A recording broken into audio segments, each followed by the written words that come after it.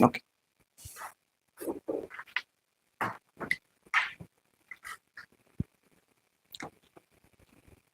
Good afternoon.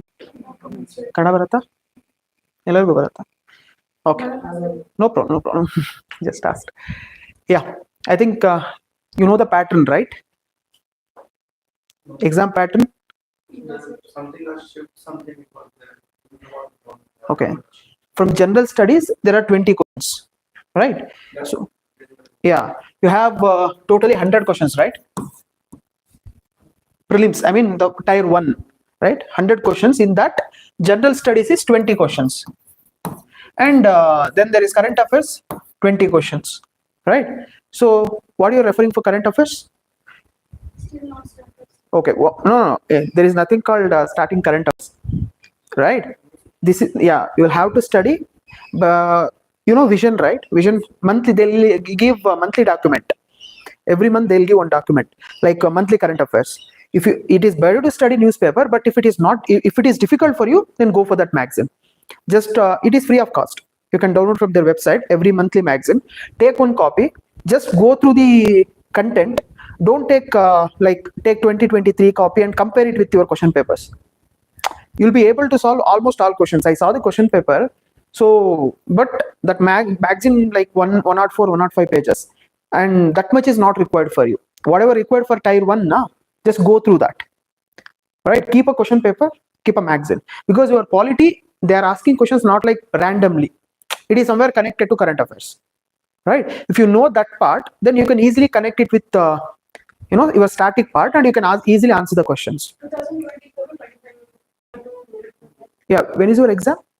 In August, not August, September. September, right? Yeah, then September to September, at least 1 year. Yeah, 24 September to 25 September, 25 August, right? At least 10 magazines.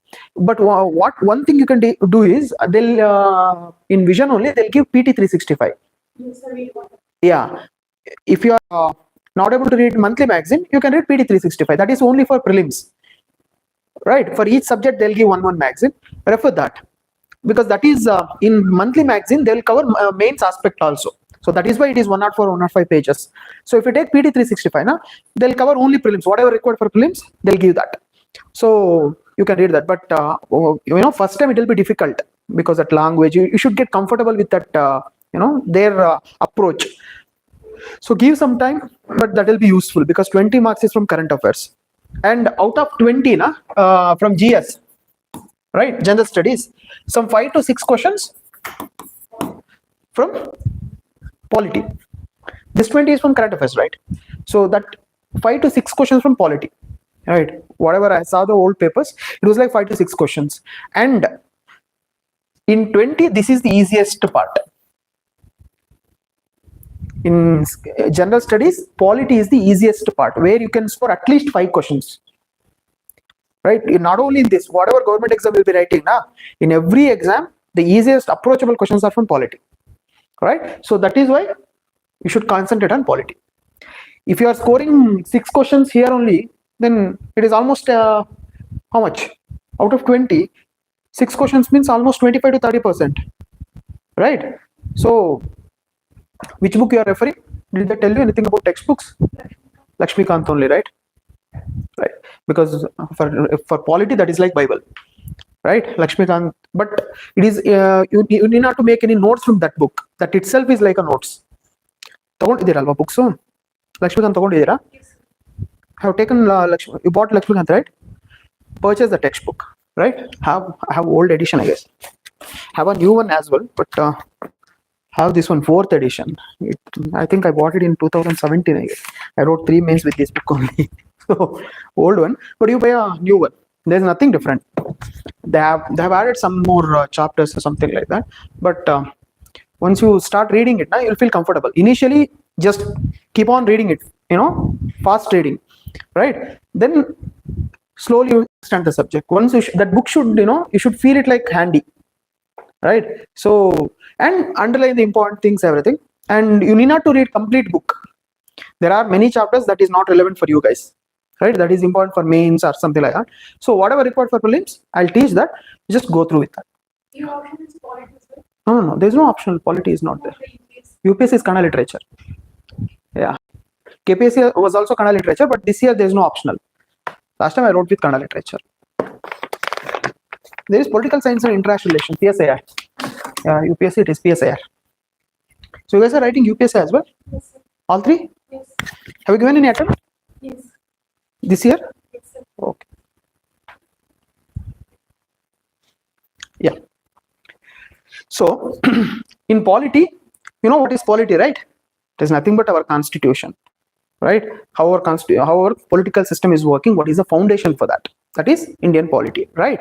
So what we are studying here is, we have fundamental, initially there are, first we will start with historical background, that how our constitution got evolved, right? Same in whatever is there in polity, Lakshmi Gandha, I'll go in that order only. So it will be useful for, it will be easy for you guys to read it as well, right? Whenever I'm taking class now, after going home, just see in textbook, right? Whatever is there, because I can't teach you everything in the textbook, right? If I teach complete polity, it will take minimum 100 hours, right? 5 to 6 questions, that much is not needed. I'll give a foundation, whatever extra is needed, go through the textbook, right? Fine. So historical background, right? Then citizenship, then we have fundamental rights, then DPSP, union government, right? Then before that, we have union executive, then parliament, then Supreme Court, right? Then we'll come to state government, then High Court, then local bodies, then we have center-state relations, okay? Then constitutional bodies, okay? I'll be teaching these many topics, not in depth. Whatever is required for our tier 1, that much I'll teach, right? Here we have gone through the question paper, right? They're asking, haven't you? No one. Okay. They'll be asking you like, not like, I should stand here, huh? The camera. Camera, yeah, that's what. How much are you? Not visible. Okay. Yeah. So students are there, huh, online? Okay, how many? Mostly 5 to 6. Okay. How will they ask doubts? Math, Okay, fine. So, Mathadalani Vibro. What's your name? You? I'm IB-ACIO. What's Harsha? Bangalore and you? You? Okay. Yeah. So, daily when you are reading newspaper, na, either read, it is better to read English, Hindu. Okay. So, if you are giving any state exams, read one. No, you are giving state exams as well, right? Read Prajavani or whatever one Kannada newspaper, right? So there you will come across like president. Recently, what is the current affairs in polity? Vice president resigned.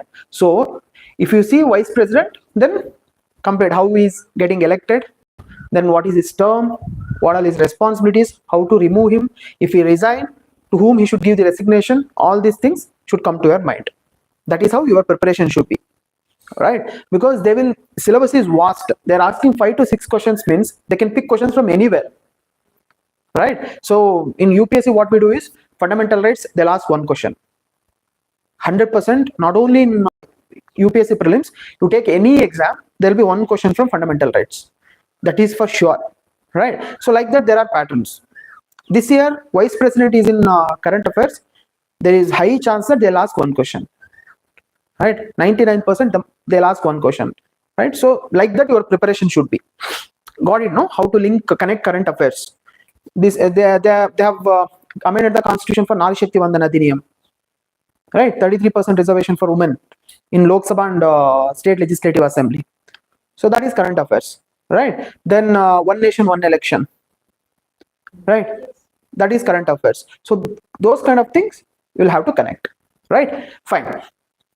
So let's start with historical background, means how our constitution got evolved, right? So when did British come to India? 1600. Who are the first one to come to India? I mean Europeans through sea route? Portuguese. Vasco da Gama, right? When? 14? 14 only. 14? 98. Yeah, 1498. To where? Calicut, no? Kerala. So he was the first one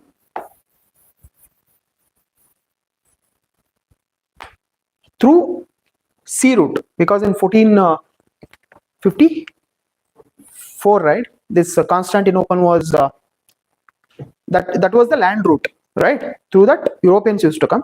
So when that was captured by Ottoman Turks, so they had to find a sea route, because India was famous for spices, right? Spices, cotton cloth, you had muslin, right?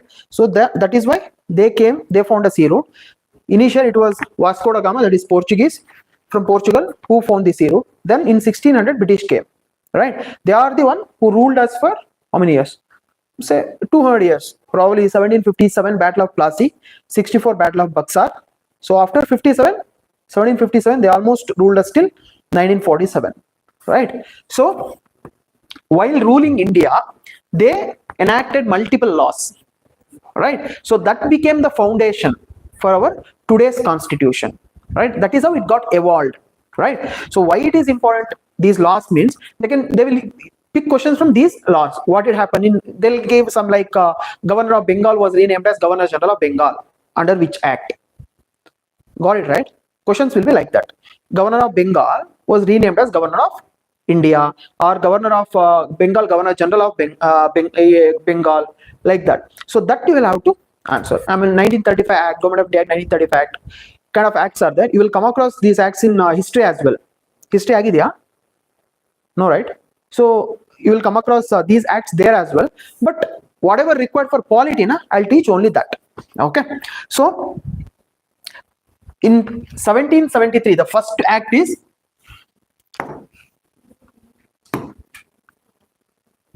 (1773) Regulating Act. Okay. See, I told you, right? In 1757, what happened? Battle of Plassey. 1764, Battle of Buxar.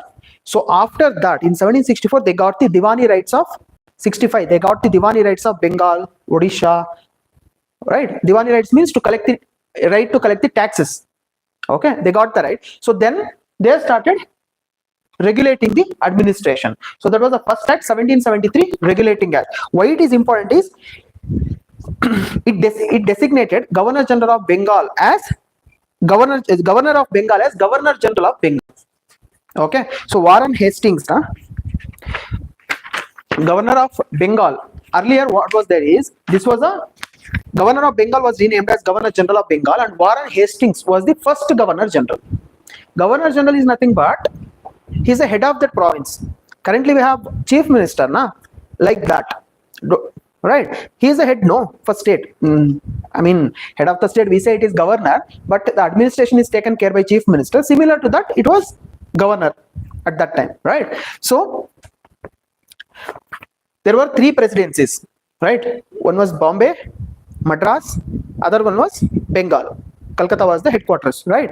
So for 3 presidencies, Governor of Bengal was made as head. Below him there was Governor General of Governor of Madras and Bombay. Got it, right? So before that, those 3 governors were independent to each other. No one was superior, right? In 1773 Regulating Act, there has to be a superior body. So they made Governor of Bengal as Governor General of Bengal, and Bombay and Madras was made subordinate to him. Understood, right? Fine. So another important thing is this act provided for establishment of Supreme Court of India. Okay, only these 2 things are important for your exam. Supreme Court of India that came to existence in 1774 at Calcutta. Okay, Supreme Court, it came to existence in 1774. 1773, what is this? Regulating Act, not Government of India Act. Government of India Act will come after 1858. Yeah. So Supreme Court came to existence in 1774. Understood? So for your exam, only these 2 things are important. Okay. Next is Chart Act of 1833. In between there is a Pittsburgh Act of 1784. Okay, that is not very much important. 1784 is there, 1821, 1811 and all. We'll go to 1833. Chart Act of 18. Only the 2 points is important, sir. Governor General to Governor General of Gujarat Yeah, and establishment of Supreme Court. that much is not enough for you guys. Okay. See, what happens is if you are writing mains na, they'll ask explain about 1773 Act only. Then you will have to answer all details. Okay. Then even 1784 Pittsburgh Act, those are all details is needed. But when it comes to these kind of questions, na, that much in detail is not required, right? So then 1833 Chart Act. Like from previous question, there is significant question like from fixed in the act or something like that. Pittsburgh Act, na, that is, it is difficult to ask straight away these kind of questions. Okay, so that is why you see what they do in Pittsburgh Act. They'll start 2 boards: Board of Control, Court of Directors. All right, so that is, I don't think they would be able to pick questions, and I can't, for these exams I can't explain all those things. If you are interested, just go through it once. Okay, I'll tell you how to prepare. All right, important acts I'll explain. Okay, because if I explain all the acts, full 4 hours I need for this chapter, and that is not useful for this exam. You can't spend, you have 3 to 4 months. You can't spend 5 to 6 hours only for one chapter, right? See, while preparing, don't do donkey work, right? You need to answer 5 to 6 questions, right? So I'll tell you how to clear those 5 to 6, right? Fine. So next one is Chart Act of 1833. I'll connect it. Here they said Governor of Bengal as Governor General of Bengal. In Chart Act of 1833, they renamed Governor General of Bengal into Governor General of India. Governor General of Bengal to Governor General of India. So who was the first Governor General? Warren Hastings was Governor General of Bengal. Governor General of India, Bentinck, William Bentinck. Right? He is important for one more thing. What is that? William Bentinck. He did one more thing, na? Doctrine of lapse is who? No. Dalhousie. 1856, na? William Bentinck is famous for, he is connected with Rajaram Mohan Rai. What is that? You know Rajaram Mohan Rai, right? Yeah. He did something, no? Why Rajaram Mohan Rai is famous? No. Brahma Samaj. Brahma Samaj is Atmaram Panduranga, right? Sati. Abolition of Sati. Abolition of Sati system. That movement was started by whom? Rajaram Mohan Rai, and it was abolished by Lord William Bentinck in 1829. Right? So I'll tell you one thing. In competitive exam, it is not like history is separate, polity is separate, geography is separate, economics separate. It is not like that. All subjects are interconnected. All right? Fine. So it is Governor of Bengal became Governor General of India. The first Governor General is William Bentinck. Right?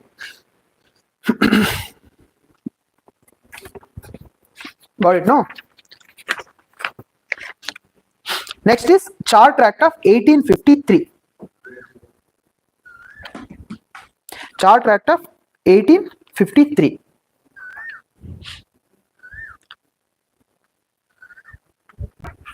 So, Chart Act of 1853.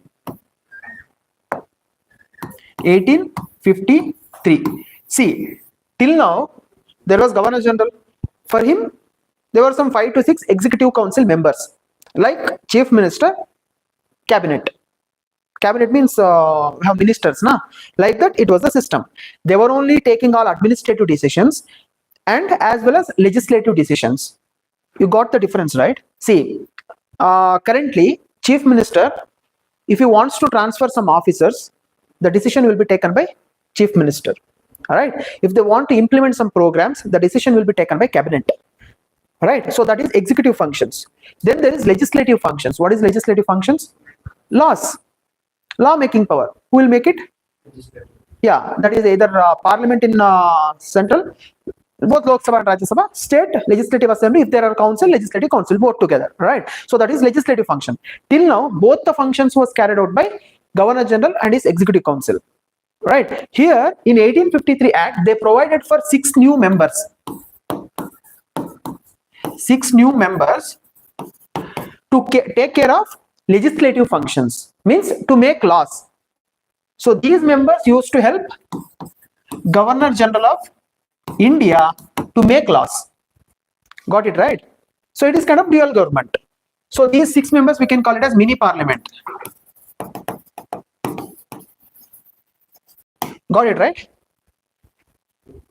They were making earlier both laws and executive decisions, both were taken care by Governor General with the help of his executive council. Here they added new 6 members as legislative councillors to take care of legislative matters. And under this act, provide for open competition for civil service. Means Indians were also allowed to compete for ICS, Indian Civil Service Examination, what we call IAS now, no? Earlier it was ICS. So in 1853 Act, civil service was thrown open to Indians as well. Okay, so you must remember that, right? So as per the Act, the Committee on Civil Service, the Committee on Indian Civil Service, called as Macaulay Committee, it was formed in 1854. Okay, to streamline the civil service. In 1854, Macaulay Committee. Okay, as per the Act, it was formed. Macaulay, heard, right? You know, right? Macaulay is related to education. He is the one who started English education in India. Can you spell that? Macaulay. I mean, spelling you are asking, right?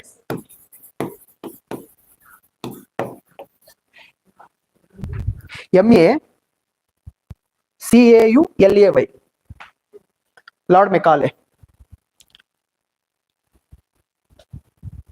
You will come across his name in history. Macaulay Minutes, Wood's Dispatch and all. Modern history, which book you are referring?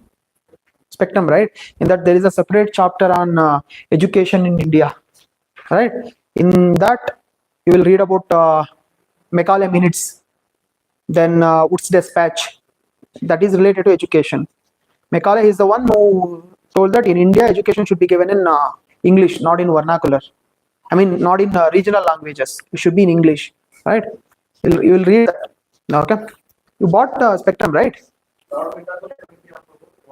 Indian Civil Service, Committee on Indian Civil Service. Because in 1853 Act, okay, 1853 Act, they provided for open competition for civil service, right? So that is why this committee was formed. Okay, 1854.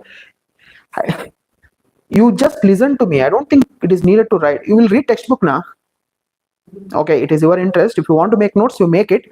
Otherwise, go through the textbook, because it is very important to go through the textbook. This will be for your revision. Whatever writing here now, this will be for your revision. All right. So our first source should be standard book. All right. And don't make notes from your Spectrum. Spectrum itself is like notes. It is, you know, Bipin Chandra is, Spectrum is notes of Bipin Chandra. Okay, Bipin Chandra is textbook. Spectrum, it is a notes of IPS officer. He made a notes from Bipin Chandra. So that is Spectrum. So don't make notes from Spectrum. You are making notes from notes. Got it, no? So Bipin, Spectrum is enough. For history is enough. But Bipin Chandra is also nice. But go, you read Spectrum only. You will understand easily. Okay, fine. So 1773 to 1858, we say company rule, because it was East India Company that was ruling in India. What happened in 1857? Yeah, right. First war of Indian independence, right? So that was in 1857. So after 1857, what? If you have any doubt, you ask me, man. No problem. So this was 1857, first war of independence. So till 1857, it was the East India Company which was ruling India. So in 1857, that is finished, right? Your First war of independence and all. Have gone through that, right? So after 1857, it was directly the crown. That is, the Britain directly started ruling in India. So from 1858 to 1947, we call it as crown rule. This is company rule. This is crown rule. Okay. So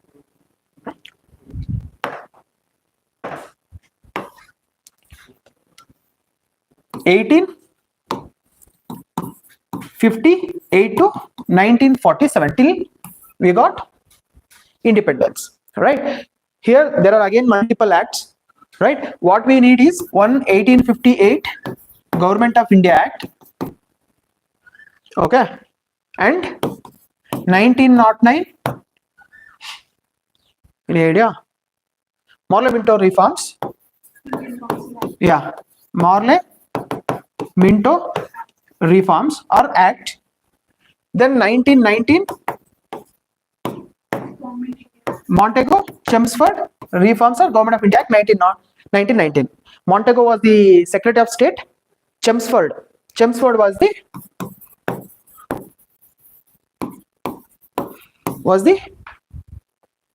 Viceroy, right? Here Morley-Minto was the Viceroy. Morley was the Secretary of State. Who is Secretary of State? I'll come to that. Okay. Then Government of India Act 1935. Okay. Then Indian Independence Act 1947. Okay. These 4 acts are 1, 4, 5. 1, 2, 3, 4, 5. 5 acts are important. Okay. So first, Government of India Act 1858. So it is very important act, right? So in 1858 Act, so in 1833 Act, what they did? Governor of Bengal was renamed as Governor General of India. Here he was called as, that post was abolished, and they created a new post called Viceroy of India. Who is Viceroy? He is the representative of Queen. Okay. So Viceroy, they created a new post called Viceroy. He was the representative of Queen. Okay, Queen or Crown, whatever you can call Crown. Okay. So who was the first Viceroy?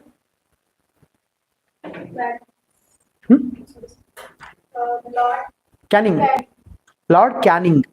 Lord Canning was the Viceroy, and he was the Viceroy during First War of Independence. Not Viceroy, Governor General.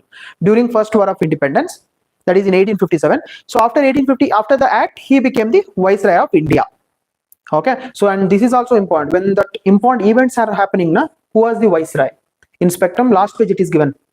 Right? During Quit India movement, during First World War, during Second World War, right? During Dandi March, who was the Viceroy? Those names, remember that. Okay. They can pick a question from there. All right. So Governor General of India was renamed as Viceroy. Who was the first Viceroy? Canning. Okay. Then they created a new post called Secretary of State. I was talking about Montego-Chelmsford reform, that Montego, Morley, they were the Secretary of State. They created a new post called Secretary of State. Okay. Secretary of State. Secretary of State. Okay. Secretary of State. He was the member of British Cabinet. So he was ultimately accountable to British Parliament. House of Lords, House of Commons is there in Britain. So he was ultimately accountable to British Parliament. He was a member of British Cabinet. Okay. Secretary of State.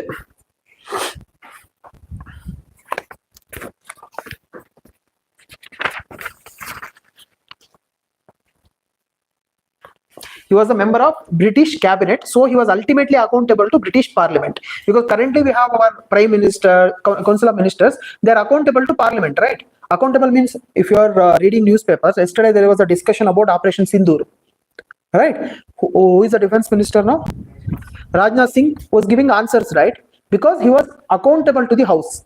So if they ask a question during session, he will have to give answer, right? You know what is accountability, right? Answerability. You are being answerable to your actions. I am accountable to the head of the institution. If I'm not teaching well, I'll have to give answer, right? So that is being accountable. In ethics, you will learn all these things. So he was accountable to British Parliament because he was a member of British Cabinet. Okay. So and this act established a 15-member Council of India. Okay. 15-member body. Council of India. Okay. To help or assist Secretary of State. To help him, they established a body called 15-member body called Council of India.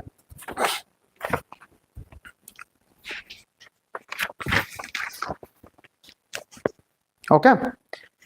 So next one is Indian Councils Act 1909, or what is that? Morley-Minto reforms. Morley was the Secretary of State. Minto was the Viceroy. How to remember? You know, right? In Bangalore, there is a Minto Hospital. Kelidira? Eye Hospital. Remember that. So he is a Viceroy. Because they might ask you who was the Viceroy, who was the Secretary of State. They have asked in many exams. Minto was the Viceroy or Montagu was the Morley was the Viceroy kind of questions. So Morley was the Secretary of State, Minto was the Viceroy. Okay. So 1909, very important thing in this act is an idea. Separate electorates or communal electorates. Yeah, that is common in here onwards. Then every act, no, they'll increase a member. Don't worry about that. So very important thing is communal electorates or separate electorates. What is that? Communal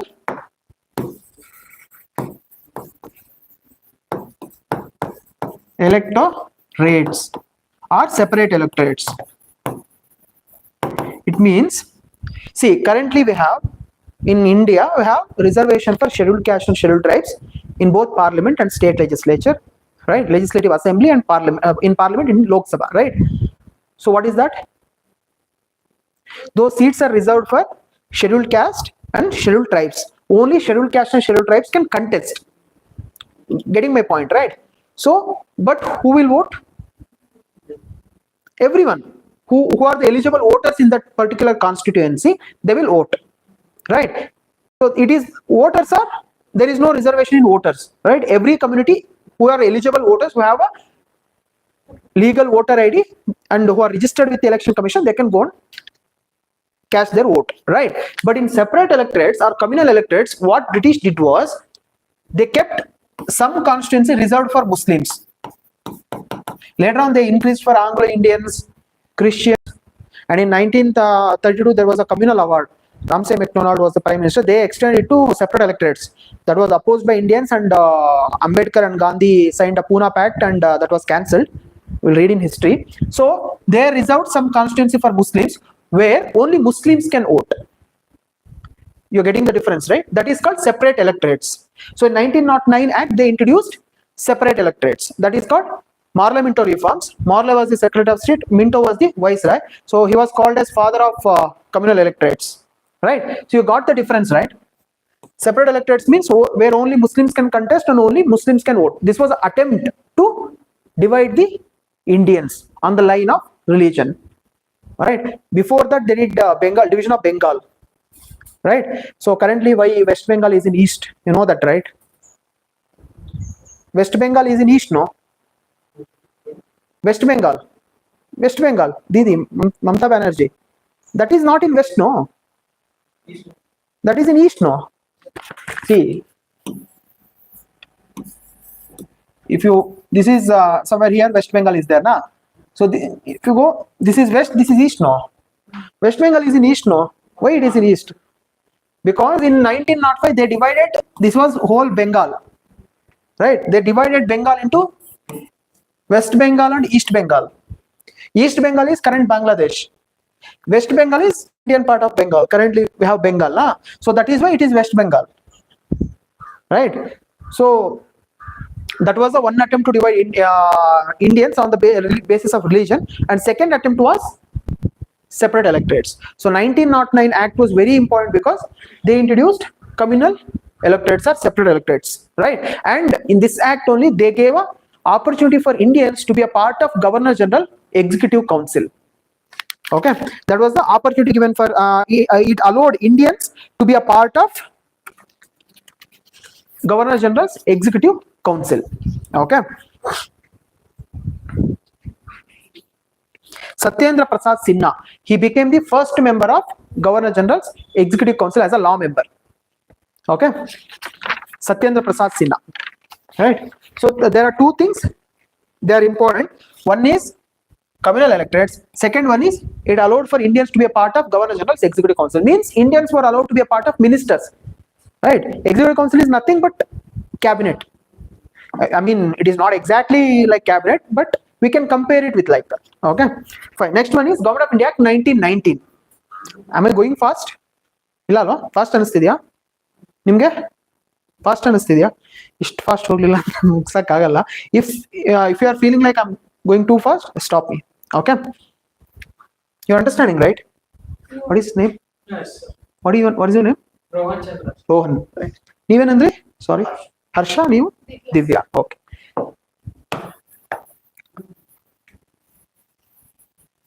it looks ಇದು ಸ್ವಲ್ಪ boring ಅನ್ಸುತ್ತೆ because ಸ್ವಲ್ಪ history part ತರ ಇರೋದ್ರಿಂದ polity ಇನ್ನೂ bore ಆಗುತ್ತೆ. Okay, fine. So government of India act 1919. Government of India act 1919, right? This year we have started preparation, right? Which one? UPSC ಅಂದ್ರೆ ಇವೆಲ್ಲ ಹೊಸದಲ್ಲ ಅನ್ಸುತ್ತೆ ನಿಮಗೆ. Lakshmi, you are giving first attempt. You too, then you must have gone through Lakshmikant na? Fully have read, no? Then you KS prelims ಕೊಟ್ಟಿದ್ರಾ ನೀವು? Degree ಎಷ್ಟು ವರ್ಷ ಆಯ್ತು ನಿಮ್ದು? Last year you are not eligible KS ಗೆ. ಕನ್ನಡದವ್ರೆ ಅಲ್ವಾ? I mean ಇಲ್ಲೇ ಹುಟ್ಟಿ ಓದಿರೋದೆಲ್ಲ ಇಲ್ಲೇ ಅಲ್ವಾ ನೀವಿಬ್ರು? then you can apply, no? Don't leave it, man. We were not knowing about the notification dates, so we just. Yeah, next time you don't do it. Like, don't have that mindset like I'm preparing for UPSC, I won't give state exams. Don't do that, all right? Because every exam is like a practice for you guys. You never know where your luck is, right? And you know, you can make mistakes here. If you are making small mistakes while understanding the questions or those kind of things, you can't make those mistakes in UPSC. Because one year is gone, right? Because if you are preparing only for UPSC, do those mistakes here, learn from that, right? And don't, if next time when there is a notification, just apply it and write the exam. For girls, I think it is free. For you, some 300 rupees, right? So Government of India Act 1919, Montagu Chelmsford reforms. Montagu was the Secretary of State, Chelmsford was the Viceroy, right? So what they did, Chelmsford was Viceroy. Chelmsford was Viceroy. Yeah, And Montagu. Montagu was the Secretary of State. I've written other way around. No. In 1970, he'll give Montagu statement that you must have written. That is history notes, right? No, you haven't. Polity notes. In 1917, he'll give a statement called Montagu statement. That the goal of British India in British government is to establish a responsible government in India, kind of thing. So that was a Montagu statement. After that, in 1919, they will introduce Montagu Chelmsford reforms. That is called as 1918 actually, Montagu Chelmsford reforms. In 1919, it became that reforms only. They will make it as a Government of India Act 1919. Okay, Government of India Act 1919. Important thing is they introduced diarchy. Right, they introduced diarchy in the provinces. Okay, diarchy. What is diarchy? Double government, diarchy, right? Monarchy, diarchy. You're getting right? What they did? There was two set of ministers, right? They divided. Okay, before that they divided the subjects. Currently we have union list, state list and concurrent list. Union list is the one on which the union parliament can make laws. State list, state legislature can make laws. Then there is concurrent list, both parliament as well as state legislature can make laws. All right, so here they divided subjects into two lists, right? Federal list and provincial list. And provincial list, federal list for union government or central list we can say, then provincial list for provinces. So in provinces they divided into reserved and transferred subjects. Getting my point, right? Diarchy is nothing but there are two set of ministers. Okay, two set of ministers. One set of ministers who are viceroy. In state there are governor executive council was there, means governor was having some ministers, right? They are not elected, they are appointed by governor, right? So they will take care of some subjects. Getting my point, right? Then there are popular ministers,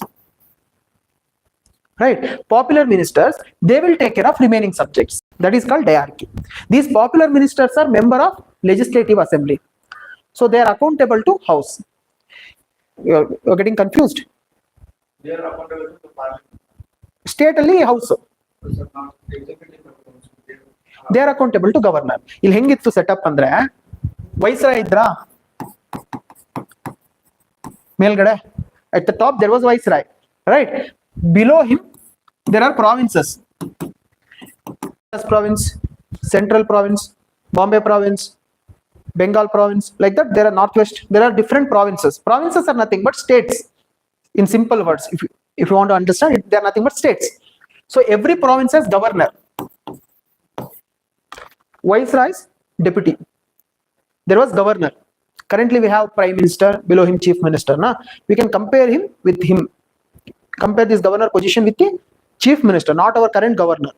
Okay, so there was governor in all the province. Similar, viceroy was having executive council. I told you,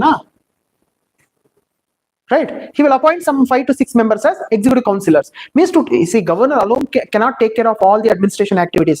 Currently in USA, what they'll do? President will appoint some of the members as defense secretary, foreign affairs secretary. He will appoint. We have Tulsi Gabbard, Currently in Tulsi Gabbard on defense secretary, I think she's defense secretary, I guess.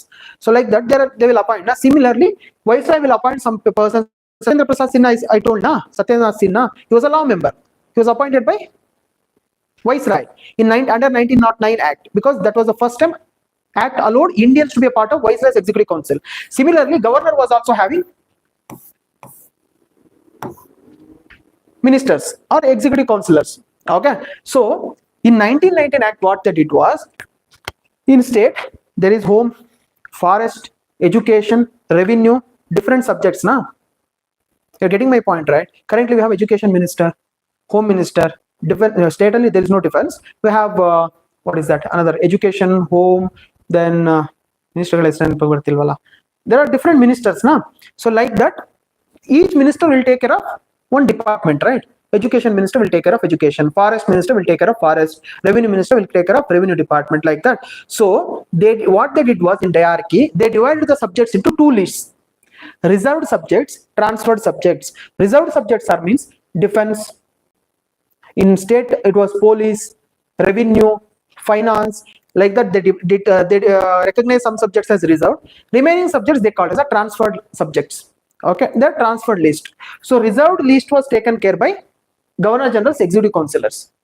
Transferred subjects was there, that was taken care by ministers who are from legislature. In state there was legislative assembly, from that they used to select ministers. Got the point, right? That is called diarchy. Okay, some subjects, some ministers were from executive council, some ministers were from assembly. That's it. Got the difference, right? At least you should know diarchy was introduced in 1919 Act. All right, you got it. What is diarchy, right? Right, see, you two are from assembly. Okay, he is from governor's executive council, right? I am the governor. Okay, so he is directly under me. He'll report to me. If you do good work also, bad work also, he'll report to me only. You two are from legislature, means assembly. So there are multiple members, not only you two, there are 10-15 members in the assembly. You two were picked from assembly as a ministers. You are answerable to the assembly. He is answerable to the viceroy. Got the difference, right? Understood, no? That's it. In 1919 Act, they introduced diarchy and they divided the subjects into two lists, reserved list and transfer lists. Okay, and in central also they divide the subjects into two lists, federal list and provincial list. Okay, and next one is it provides for the establishment of Public Service Commission. Currently we have UPSC na, that was established under 1919 Act. So that came into force in 1926. Okay, I'm you know, that habit is there now, finding duster. So it provides for the establishment of Union Public Service Commission. Okay, they might ask question like that. Okay, so 1926 Public Service Commission was established. Okay, and it provides for the bicameralism at the center. That is UPSC. That was established in 1919 Act. But what is bicameralism? I'll explain. See, currently we have Lok Sabha and Rajya Sabha. That is called bicameralism, two houses. Okay, another thing is unicameralism. There will be only one house. In Karnataka also we have bicameralism, Legislative Assembly, Legislative Council. Okay, Andhra, Telangana also has bicameralism, right? Assembly Council is there. And there are, I'll tell you the code, Bhima Kuch is there, Bihar, Madhya Pradesh, UP, like that. So those states only having, I think 7 states are 8. Earlier it was 6. Currently this Telangana is also having council, na? Yeah. So it earlier when Andhra Pradesh was there, na, it was only 1. Now J&K is not there. Yeah. So totally that is called bicameralism. So 1919 Act provided for bicameralism at center. 1935 Act provided for bicameralism in the states, in provinces. So 1919 Act provided for bicameralism at the center. Understood? So 3 things you should remember. One is diarchy. Second one is Public Service Commission. Third one, bicameralism. Okay. Sorry? Union Public Service Commission, you can say. Okay.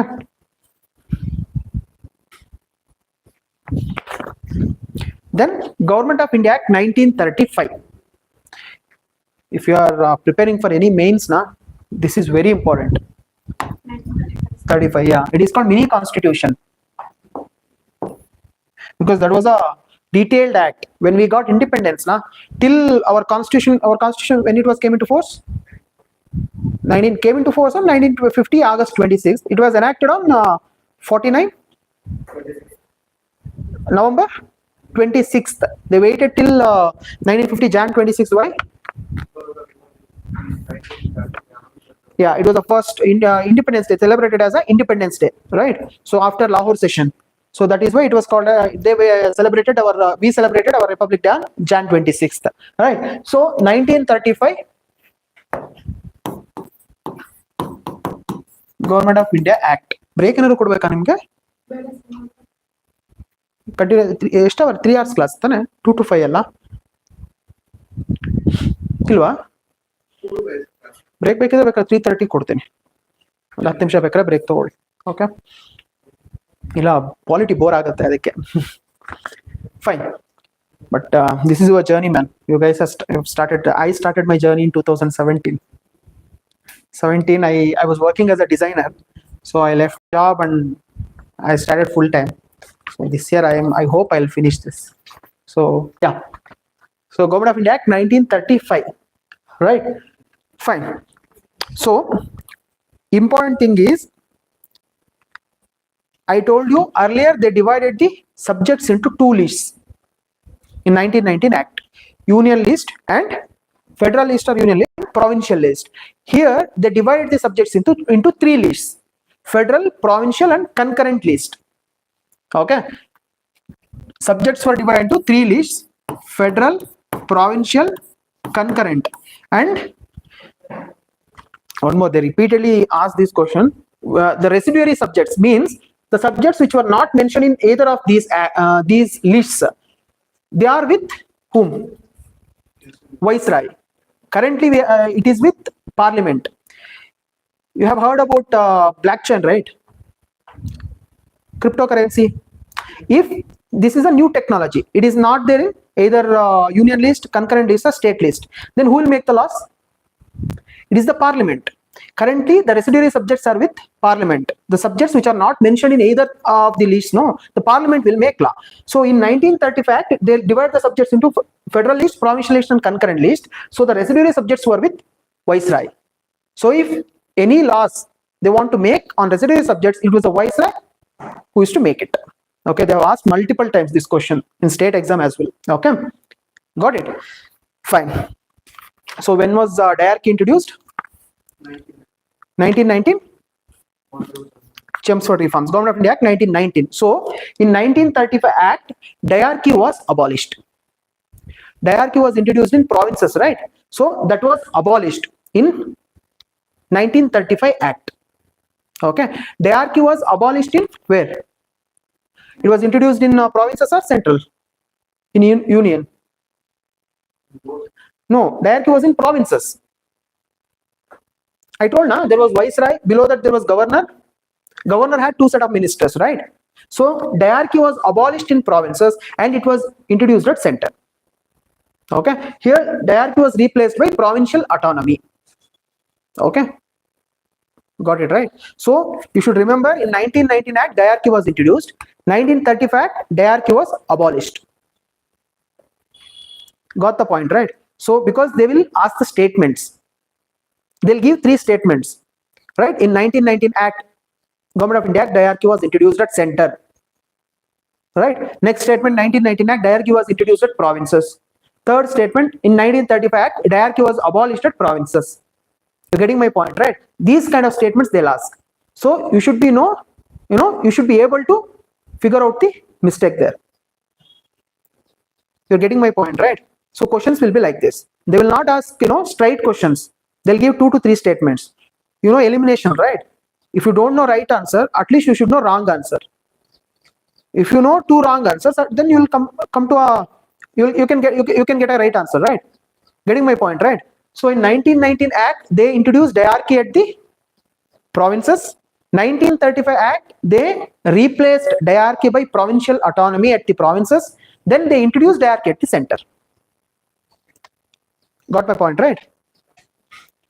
So why I'm stretching, repeatedly I'm saying these things because these are all the important things. If they are picking questions, they'll pick it from here. Okay, so diarchy 1919 introduced in provinces. 1935 replaced by provincial autonomy, means diarchy was abolished. Again, there is something called Simon Commission. Simon, go back. Lala Lajpat Rai was died during that protest, right? In modern India, you will read all those things, right? To take revenge only, Bhagat Singh killed. Who is that? I forgot his name. Sanders, I guess. Sanders, yeah. Lahore conspiracy case. Sanders. He was the general who gave order for lathi charge. Okay. So before that, there was a 1926. You will read in modern India. I won't go into that. There was a Simon Commission. Simon Commission recommended that the diarchy has to be removed. It has to be replaced because the diarchy is not functioning properly. That is why diarchy should be replaced by provincial autonomy. That was the recommendation of the Simon Commission. Okay, so you'll read in modern India. So in 1935, based on the recommendation of who? Simon Commission.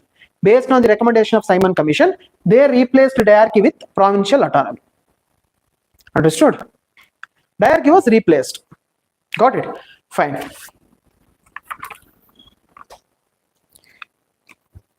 So I told in 1919 they introduced bicameralism at the center.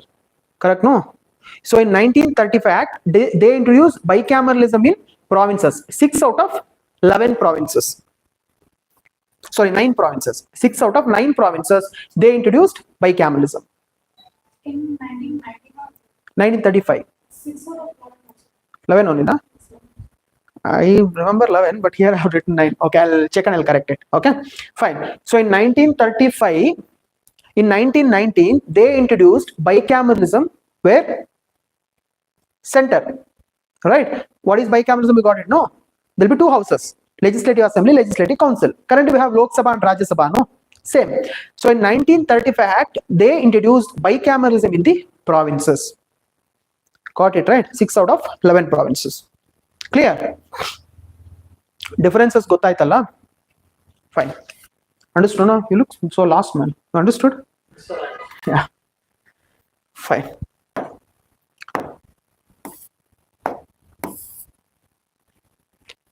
And you should read some 5 to 6 times this chapter. Then only you will be able to recall it. Otherwise, it will be difficult. So there is a line, can you explain what is that? What?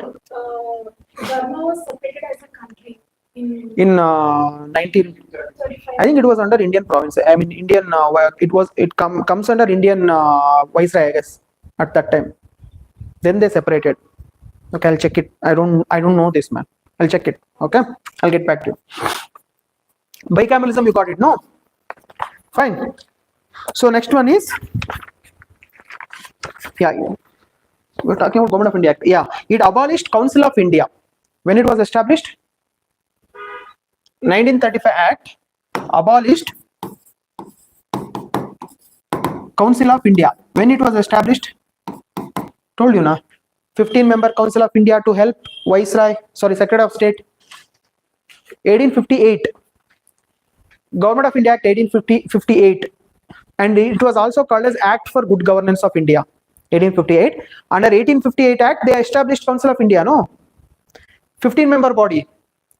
I told you, na, there are 3 bodies. One is Viceroy. Second one is Secretary of State. Third body was Council of India to help Secretary of State. Right? So that was abolished in 1935 Act. Okay, and 1935 Act also provided for establishing provincial public service commissions. Currently we have KPSC, Andhra Pradesh Public Service Commission, Jharkhand Public Service Commissions we have now. So those were, I mean, not exactly these, but provincial public service commissions were established under 1935 Act. 1919 Act provided for establishing Union Public Service Commission. 1935 Act provided for establishing what? Provincial Public Service Commission. Try to compare it like this while reading, na. Don't read straight away, just reading things. Try to compare with previous acts. The public service commissions for each provinces, Bombay, Madras, Bengal, like that, they established provincial public service commissions. Okay, provided for the establishment of provincial and joint public service commissions. Okay, next is Indian Independence Act of 1947. Indian Independence Act of 1947.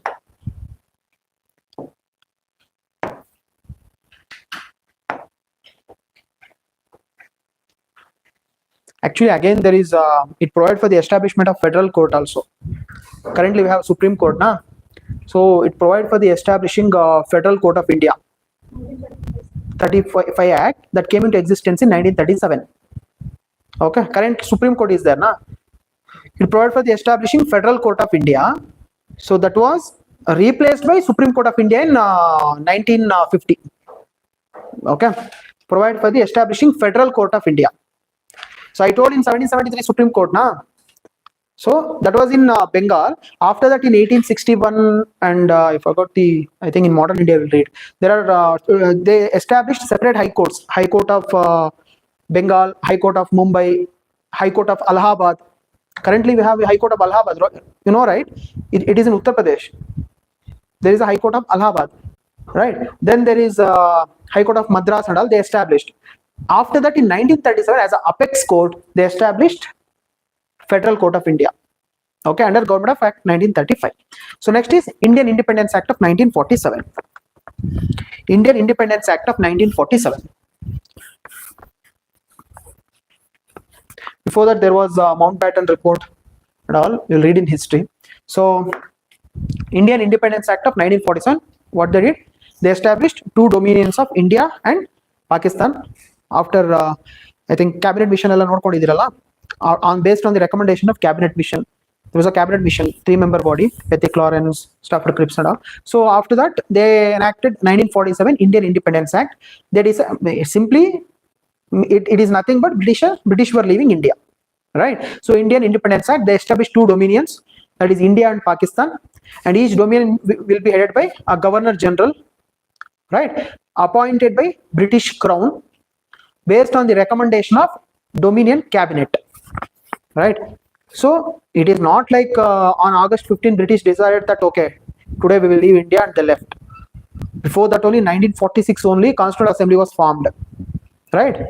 So it was the framing of Constitution was started. So in 1947 they decided on August 15th the act was enacted and India got independence, right? So Indian cabinet requested Mountbatten to continue as Governor General, but for Pakistan Muhammad Ali Jinnah became the first Governor General, right? So should know it abolished Viceroy and Viceroy and Governor General governor posts, and two dominions were created. Nothing much is from this act, but what you should remember is Act and Pakistan. Who will appoint? Crown. Crown will appoint Governor General for both India and Pakistan on recommendation of the Dominion Cabinet. Okay, so that is the only thing important here. Who was the Viceroy when India got independence? Huh? India got independence, man. Okay. Mountbatten, William Bentinck, 1830. Right? And preamble. Next is preamble. Right? Preamble. Just mug up, just buy at it, okay? You should be able to recall preamble, because what they'll do is they'll give one sentence and they'll give a blank, fill in the blank questions kind of thing. So you should able to find the word there, right? What is the preamble? No? We the people of India having solemnly resolved to constitute India into a sovereign, socialistic, secular, democratic republic, and to secure to all citizens justice, liberty, equality, fraternity, assuring the dignity of individual and the unity and integrity of the nation. Right? So ಇಲ್ಲಿ what is important is sovereign, socialistic, secular, republic, correct? And democratic republic, 5 words. Then justice, social, economic and political justice, right? Liberty of thought, expression, belief, faith and worship, equality of status and of opportunity, right? So there is nothing to teach here. What you should know is these words. Okay, they'll ask India is a democratic republic, socialistic, secular, and they'll leave one word. You should figure it out, or they'll give one more word. Secular was added by 42nd Constitutional Amendment Act. Secular and socialistic and integrity. It was not a part of original constitution. It was added by 42nd Constitutional Amendment Act when? 1976.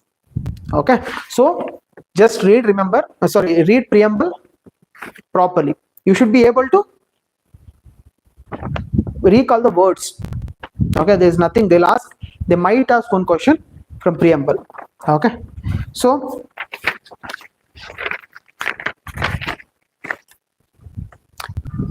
that's it from preamble. Okay, so if you are reading from mains now, you should know all the words. Like in preamble, we asked about the amendments. Amendment is only that. Only one amendment, right? Yeah, it is preamble is amended till now. It is amended only once. That is in 1976 42nd Amendment Act. But there is one case you should remember, that is Keshwananda Bharti case. Right? In that case, Supreme Court told that preamble is a part of Constitution and it can be amended, but without affecting the basic structure of the Constitution. And Supreme Court also told preamble is non-justiciable. Means one cannot go to court of law asking that this part of the preamble is not being implemented. Getting my point, right? Non-justiciable andre, if that part is not being implemented, then someone can approach the court asking for that right. But Supreme Court in Keshwananda Bharti case said that preamble is part of Constitution, but it is non-justiciable. Okay, so you should remember these important cases. Okay, when it comes to preamble, it is Keshavananda Bharati case 1973, where Supreme Court told preamble is a part of constitution, but one can amend the constitution but without affecting the basic structure. Okay, and it is non-justiciable. Okay, When it comes to preamble, there are three cases to start.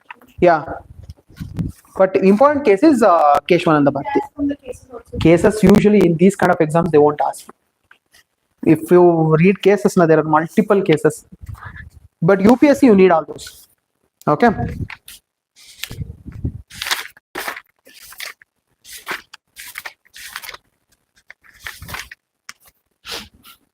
Important is Keshavananda Bharati case. Berubari Union is there, right? Before that, actually it is Keshavananda Bharati, where they said that preamble is part of the constitution. Okay. In Berubari Union, they said preamble is not a part of the constitution. 1960 it is, where okay, salient features of the constitution and all, you should, it is not very much needed for this exam. Okay, salient features of the constitution, I think it must be there in your notes, right? It is the Indian constitution is the lengthiest written constitution, right? That is, you can skip it for this exam. Okay,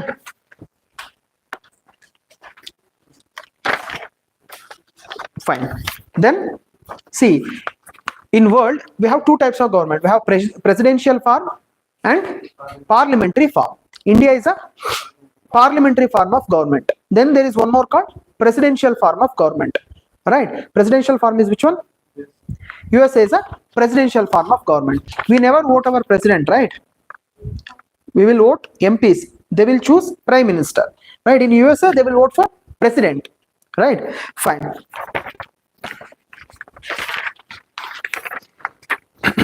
So what are the features of parliamentary form of government?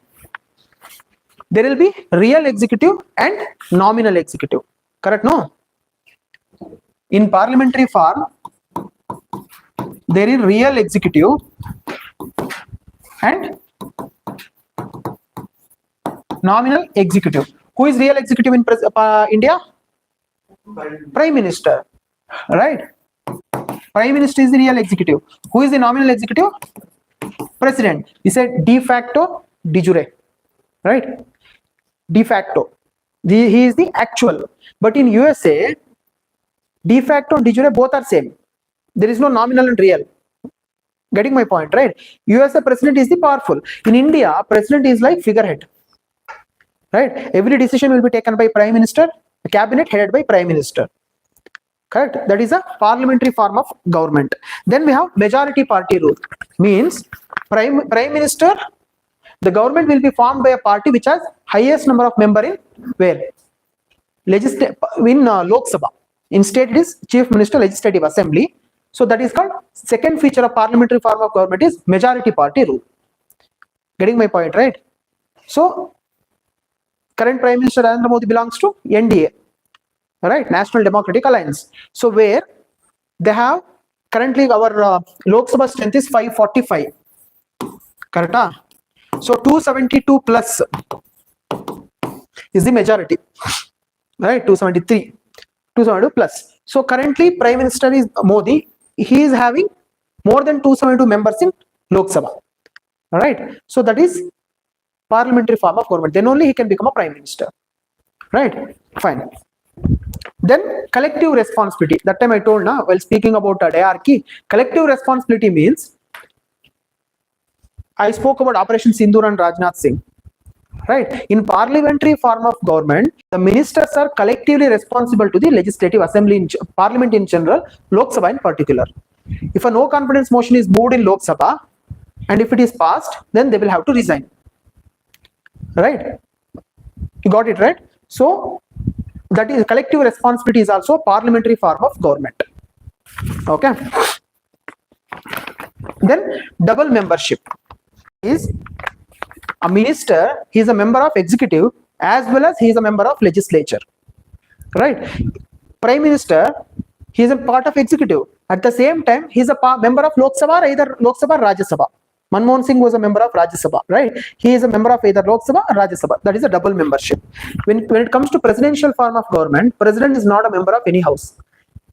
Donald Trump is there, na? He is not a member of. There it is called Congress and Senate, I guess. Right, in US, I think it is Congress and Senate. He's not a part of either of the house. There are in presidential form, there is complete disassociation of legislature and executive. Getting my point, right? In India, we have three things, right? Legislature, executive, then judiciary. Right? Executive means we have ministers, then bureaucrats. Right? Bureaucrats means IAS, IPS, all officers. They are permanent executive. These are all temporary executives, 5 years term. Right? So this is legislature. We have Lok Sabha, Rajya Sabha, in state assembly council, judiciary. So here what happens? From legislature, they will be selected as executive. Means they are part of executive as well as legislature. You are getting my point, right? But in presidential form, there is a separation. Executives are not a part of legislature. Donald Trump is not a part of assembly or Senate or Congress. Got my point, right? In presidential form, there is a separation of power. In parliamentary form, there is no separation of power. There is a dual membership. Understood? Why I'm stressing these things? Because again, when I'm teaching president, prime minister, parliament and all, you should not get confused. This is just a foundation. I'll explain all those things again there. Okay, fine. Then double membership. Dissolution of the lower house. After every 5 years, the lower house will be dissolved. Lower house means Lok Sabha.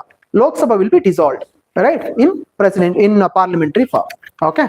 So next, another type of government is federal and unitary. Right? India is we have actually adopted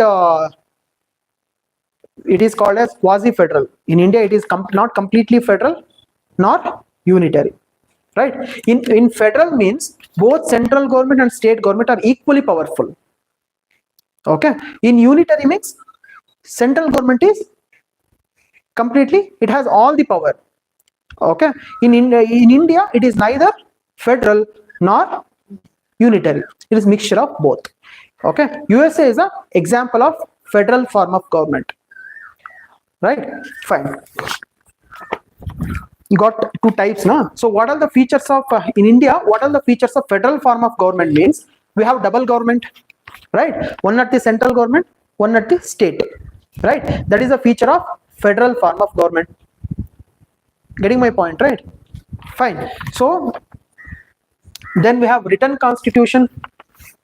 That is a federal feature because everything is written in the constitution. Union government cannot bypass the state government.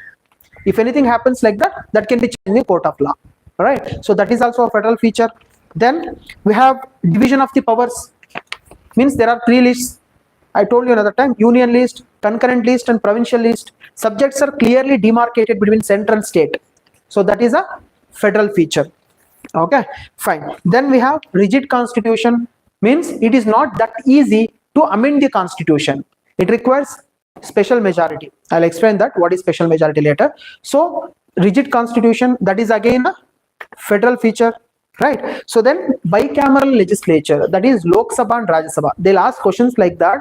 They'll give 4 statements, right? What are the federal features or what are the unitary features? Like that, you will have to pick it. Okay. So written constitution is a federal feature. Rigidity of the constitution is a federal feature. Then bicameral legislature, we have 2 houses, Lok Sabha and Rajya Sabha. That is a federal feature. Understood? Then what are the unitary feature? Means we have a strong center. Currently there is a conflict between center and state, no? Tamil Nadu, even Karnataka, related to division of revenue, and with the West Bengal, right? ಓದ್ತಾ ಇದ್ರಲ್ಲ news paper ಅಲ್ಲಿ supreme court judgements ಅವೆಲ್ಲ ನೋಡಿಲ್ಲ ಏನು? Okay, ಓದ್ಕೊಡಿ. Then why it is unitary means another feature is the union government or parliament can divide the state, right? No, Andhra Pradesh was divided and made 2 states, no? Telangana and Andhra Pradesh. Andhra Pradesh was not ready for that. right? Andhra Pradesh Legislative Assembly rejected the what resolution. They passed a resolution to rejecting the creation of new state, but Parliament created it because it is a unitary feature of Indian Constitution. That is why we call Indian Constitution is a quasi-federal constitution. It is not, but in USA, without the consent of states, United States Parliament cannot create a new state. The state must agree. But in India, state need not to agree. The Parliament can create a new state. Got the difference, right? Jammu and Kashmir was made as a union territory. Right? Parliament enacted a law. Parliament has that power. Right? So that is a unitary feature. Then we have a single constitution. That is, there is no separate constitution for states and center. And another important part is single citizenship. In USA, you are a citizen of USA as well as you are a citizen of state. There is a dual citizenship. Every state will give you separate citizenship. Based on the citizenship, the tax rates, everything will change. But in India, if you are a citizen of India, irrespective of the state. You can go and live in any part of the India. Right? There is no restriction because you are a citizen of India. That is a unitary feature. Got my point, right? We don't have dual citizenship. Then emergency provisions. I'll come to that. There are three types of emergencies: national emergency. What is the other one? President rule, financial emergency. So these when emergency is implemented in imposed on the country, then the union government become all powerful. Getting my point, right? So that is a unitary feature. Okay, fine. Then integrated judiciary. We have Supreme Court, below that High Court, then lower courts. There are no separate courts for state and there is no separate court for center.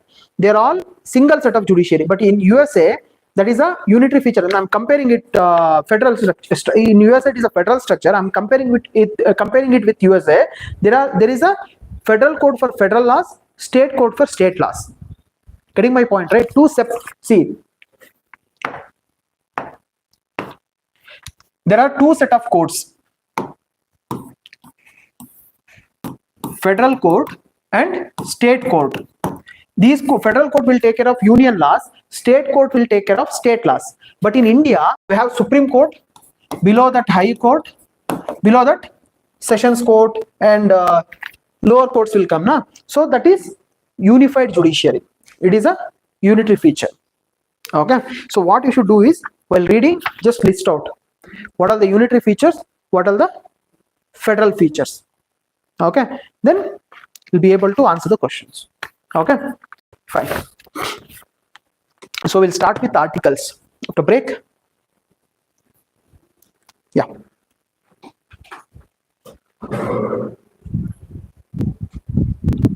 Stop it now.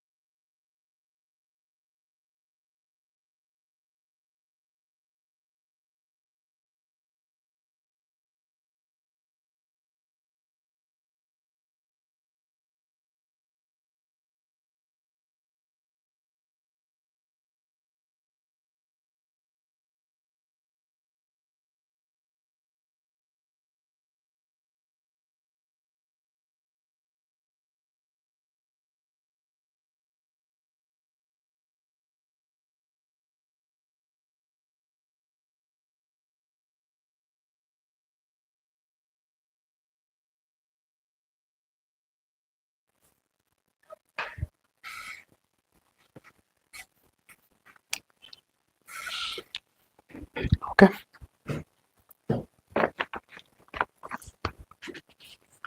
I started, he is the one who gave me an opportunity first as a teacher in 2017, I guess.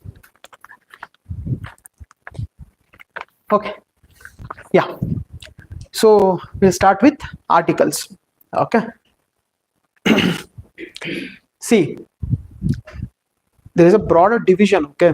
At least if you don't know exact exact article number, if you know the division, you will be able to figure it out. It is related to what, but it is better to remember important articles, because in one question I saw in some paper they have directly asked article. Okay, fine. So article 1 to 4, union and states, union and its territory. Okay, article 5 to 11, citizenship. Okay, article 12 to 35, what ನೀವು ಹೇಳಬೇಕು, 12 to 30, yeah, fundamental rights. 36 to 51, DP ESP. 51A, fundamental duties. All right, sorry, 36 to 51. ಇದರಲ್ಲಿ ಬರೋದು ಅಭ್ಯಾಸ ಇಲ್ಲ ನನಗೆ, so ಅಷ್ಟು clear ಬರ್ತಾ ಇಲ್ಲ. 36 to 51, DPSP. Okay, then 51A, 52 to 78, union executive. Okay, union executive. 79 to 122, what, parliament. Okay, 78 to 122. 123 is ordinance making power of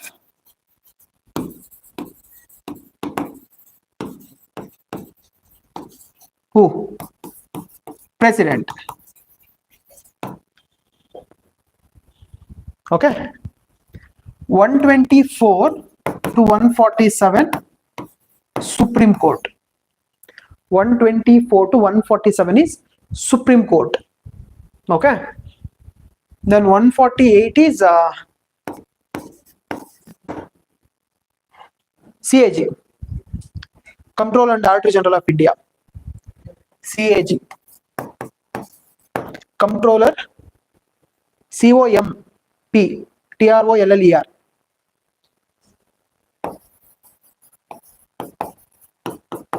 Comptroller and Auditor.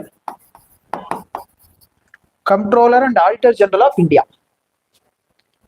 Okay, 148.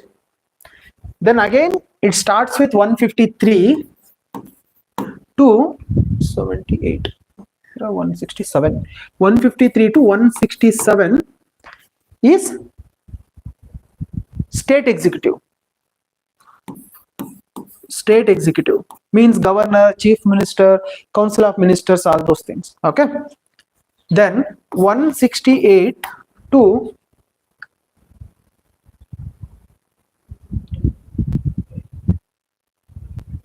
212, 213. 213 is ordinance power making power of, so 212.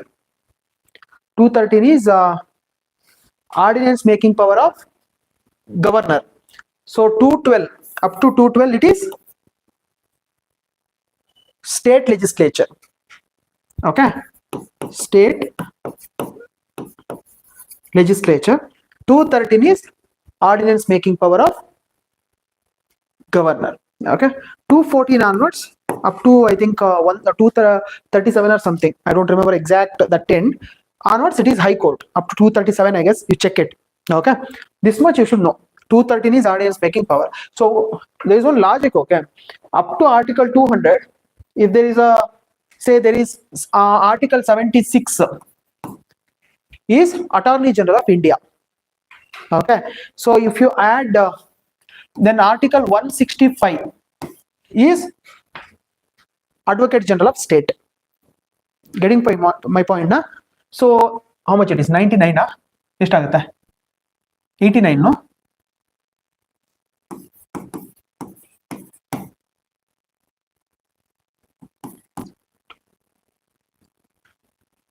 correct 165. So if you add 89 to central government article, you will get state government. You getting my point, right? You got my point? No. Add how much? 89. You will get after 200. You should add 90. That's all. See here we have article 213. 123 is ordinance making power of president. 213 is ordinance making power of governor. Got it? No. So these you should know this division 1 to 4, 5 to 11, 12 to 35, 20, 35 to 36 to 51, 51A. Then 52 to 78, 79 to 122, 123, 124 to 147. This division. Okay. It is humanly impossible to understand all, to remember all the articles, but at least important articles, there's no option, you should remember. Okay. Straight away they will pick the questions from article. Okay. Fine. So first one is article 1. Here article 1 ಏನು ಇಲ್ಲ ಇದರಲ್ಲಿ. It says that India, that is Bharat, is union of states, right? ಅಷ್ಟೇ. Okay. Then article 2. Nanu technical, I won't explain in technical words. I'll explain what it is. Remember that. Okay. See, it speaks about what? Any idea? Addition of or creation of a new state to Indian Union, which is not a part of India. So article 1 in India, that is Bharat, is union of state. Means it includes what? States, union territories, right? States, union territories, and any territory which might be added to Indian Union in future, right? Article 2, then article 3, then article 4. In first part, these articles are there, na? Union and territory. Article 2 speaks about addition or creation of states or union territories which were not a part of Indian Union. Means, you know Goa, right? Goa, it was ruled by whom? Portuguese. Till 1961 they were here, no? So till 1960, I think in 1961 Goa was became a part of Indian Union, right? So when Goa was added to India, it was added under article 2. It speaks about creation of states or addition of states which were not a part of Indian Union. Got my point, right? Then there is article 3. It speaks about creation of states, changing the name of state, dividing the states, changing the area or increasing the area or reducing the area of state which were a part of Indian Union. To make it simple, article 3 speaks about Telangana, Andhra Pradesh. Got it? No. Article 2 speaks about Goa. Remember with example. Don't forget it. Right? When Telangana was created, no, Andhra Pradesh was part of Indian Union. Alva? It was a part of India, right? So they changed the what? They divided the states into Telangana, Andhra Pradesh. Right? Karnataka. Earlier it was called as Mysore state. When it was became Karnataka? 1973, November 1st, it became Karnataka. That is changing the name. That was done under article 3. Article 2, creation of state or addition of state which was not a part of India. Okay. Which was not a part of India. Which is not a part of India. Which is not a part of India. Whereas article 3 deals with changing the name of a state, creation of new state, increasing the area of state, reducing the area of state which is a part of Indian Union. Chhattisgarh, Jharkhand created under article, right? Gujarat, earlier it was a part of Maharashtra, created under article 3, right? So that is article 3.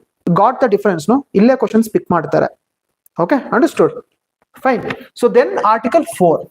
Article 4, what it says is, see, That time I was speaking about amendment of constitution, right? In the Article 368 deals with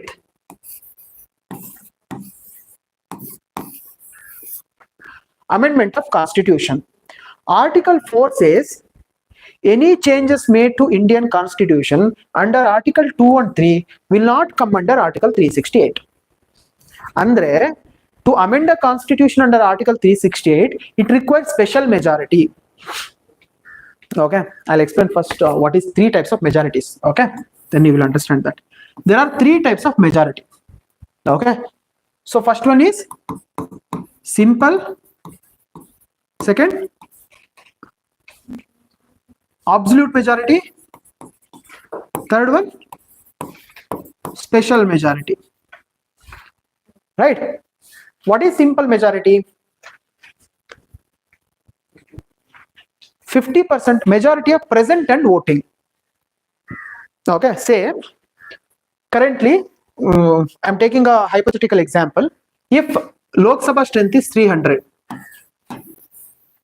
okay, on a particular day, say today session is going on, only 100 members are present. Okay, if 51 members voted in support of a bill or resolution, then that is called simple majority. Minimum is to take up any resolution, 10% of the members should be present in the house. Means 310% is 30. So say on that particular day 100 members are present. If 51 members voted in favor of the bill or they supported a bill, it becomes an act. So that is called simple majority, and means majority of voters present and voting. Majority of members present and voting. Right? 150 are present means 76 members should vote in favor of the bill. That is simple. Right? Then there is absolute majority. Absolute majority means any idea? No.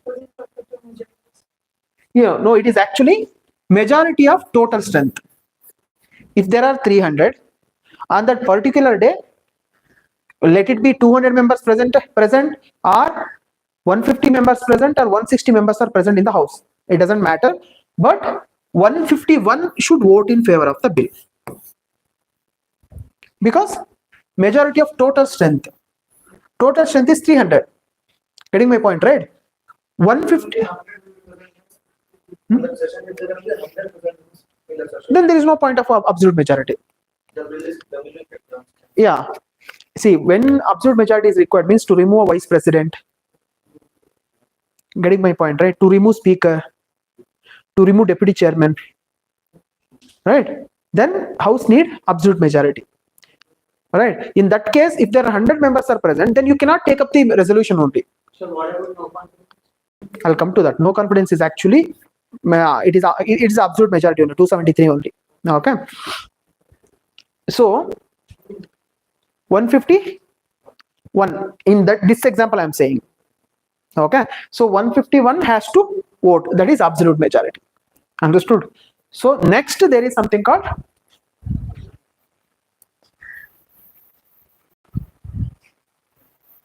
special majority. So there are two conditions. Okay. 2/3 of the members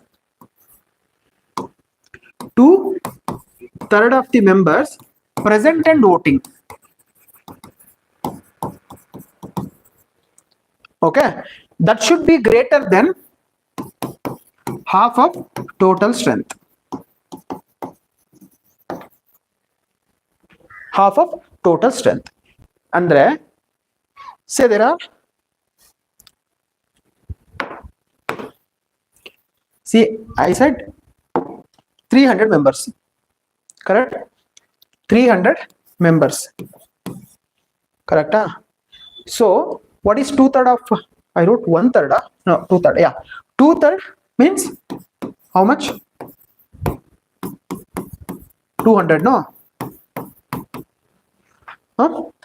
To pass a bill, first condition is 200. Then half of total strength. Right? Sorry, I got confused. It is not like that. Yeah. First condition is 2/3 are present and voting. Okay. On that particular day, right, all 300 are present. Okay.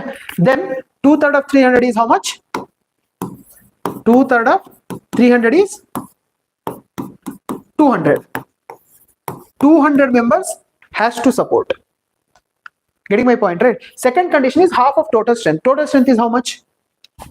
300. It is obviously more than 300. Then the bill will pass. Here not a problem. But on particular day, 150 members are present. Only 150 are there. 2/3 of 150 is how much? 100.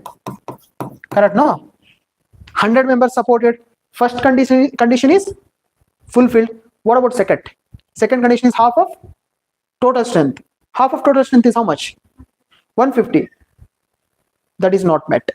Then the bill will not be passed. Half of 150 will be 75, sir. Half of total strength. To amend a constitution, special majority is needed. What is special majority? 2/3 of the members present and voting. That should be more than half of total strength.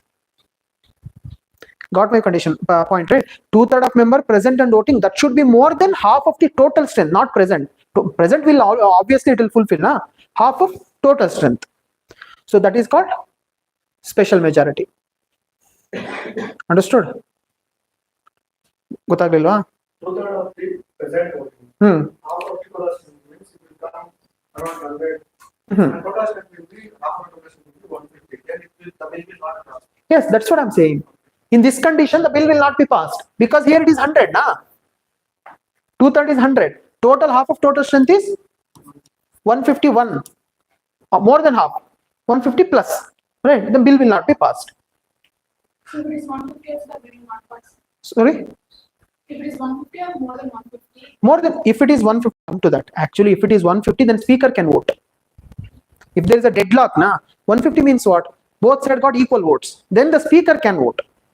If speaker is voting in favor of the bill will pass. Usually he'll vote in favor because he'll be from ruling party, right? So that is called a deadlock. Then the speaker can cast a vote. Okay. It is usually majority means majority of total strength. Right? Majority means plus 1. Right? You got this difference, na? Simple, absolute, then special. Clear? Then there is one more that is only for impeachment of the president. That is 2/3 of the total strength. Okay. So if it is 2/3 of total means 300, then 200 to remove a president. That is in only one condition we will use 2/3 of the total strength. That is to remove the president, nowhere else. Okay. Rest is simple, absolute, special. Simple and nothing but ordinary majority. Okay. These two is easy to remember. This one you got it, no? Only 2/3 of the present and voting. That should be more than half of the total strength, majority of the total strength. Clear? Fine.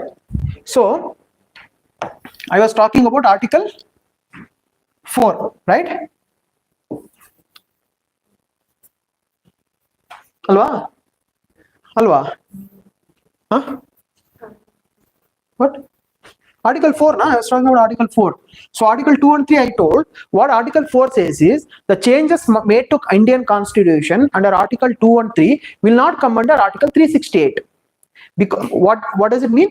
It means under Article 368 to amend a constitution, it requires special majority. Alright?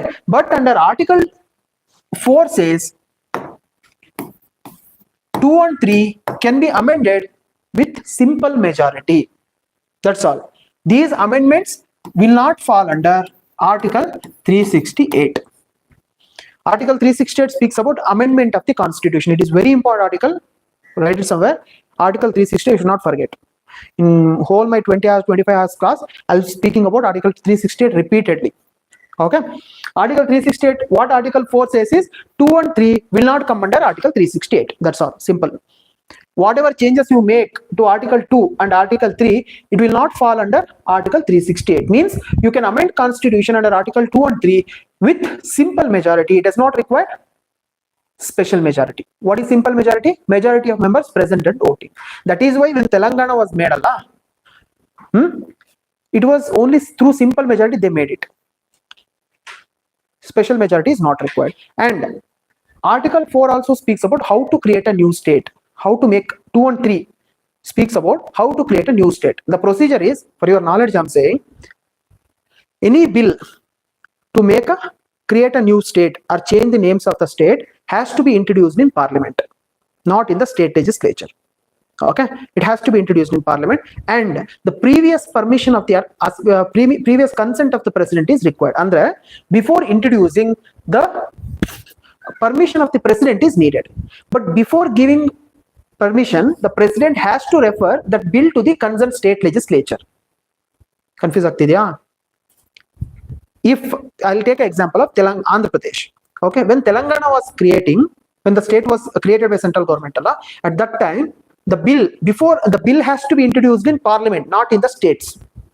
Got the difference, right? The bill has to be introduced in parliament. Before introducing the bill in parliament, either house, it can be introduced in either in Lok Sabha or Rajya Sabha. Before introducing, the bill has to get the consent of the president, permission of the president.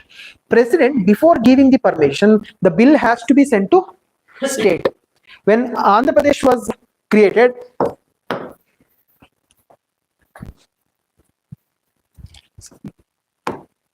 this is parliament. This is Andhra Pradesh. So this is president. Okay, the bill can be introduced only in parliament. Before introducing, who will introduce? It is the cabinet. The cabinet will decide that we will create a new state, right? So they need to seek the permission of president. President, before giving permission, he will have to refer the matter to state legislative assembly, or if there is a council, both council and assembly. They refer the matter to Andhra Pradesh. They need to reply within a stipulated time. They say 6 months. It is decided by the president. He will give an order saying that within 2 months or 3 months or whatever time, within that time they'll have to reply. Okay, so then once they give reply, then president will give consent, then the bill will be introduced in parliament, right? But here, even if state rejected the proposal, then also the president can give permission. Means the president is not bound by the opinion tendered by the assembly. When Andhra Pradesh was created, Andhra Pradesh rejected the proposal, but still president gave permission and bill was introduced. Means it is just a consultative process. It is just for the sake of procedure, right? Yeah, just giving an intimation that we are creating. Here you reject it, you accept it, it doesn't matter. They can straight away, president can give consent and new state will be created. Got the difference, right? But here important thing is the opinion of the consent of the president is needed before introducing the bill, right? They'll pick a question or they'll make a statement like this. Okay, you got the procedure, right? President, before introducing the bill, the president has to give permission. Before giving permission, the president has to refer the matter to the state as a concerned state assembly, and after that, once the opinion is taken, then after giving consent, the bill will be introduced, and then the parliament, both the houses separately, right? If there is no consent, then joint sitting. I'll come to that. Then Lok Sabha and Rajya Sabha, after passing the bill, then the state will be, whatever changes, name changes or creating a new state, that will be done. Got it, right? And it will not come under Article 368. It will come under Article 4. Means simple majority is needed. Special majority is not needed. Clear? That is from Article 1 to 4.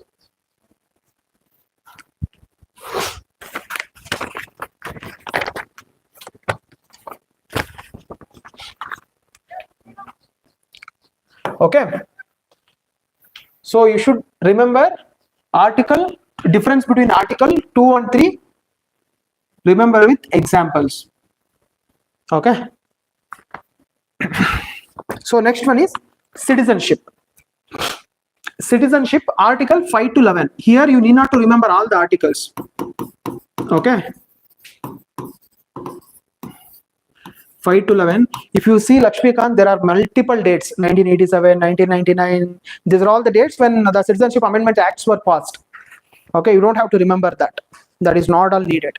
Okay, you need to remember citizenship article from 5 to 11. Okay, then that is from part 3.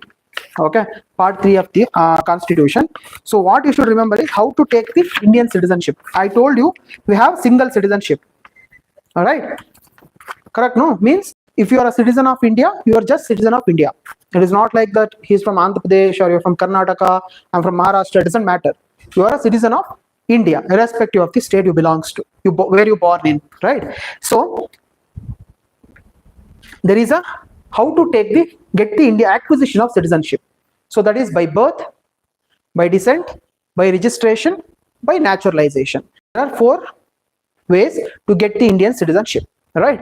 By birth means a person who born in India will automatically get the Indian citizenship. Earlier it was like both has to be Indian, mother and father both has to be Indian. Then later they changed it like only either of them. Now it is either of them has to be Indian. Other one should not be a illegal migrant, right? Either father or mother should be Indian.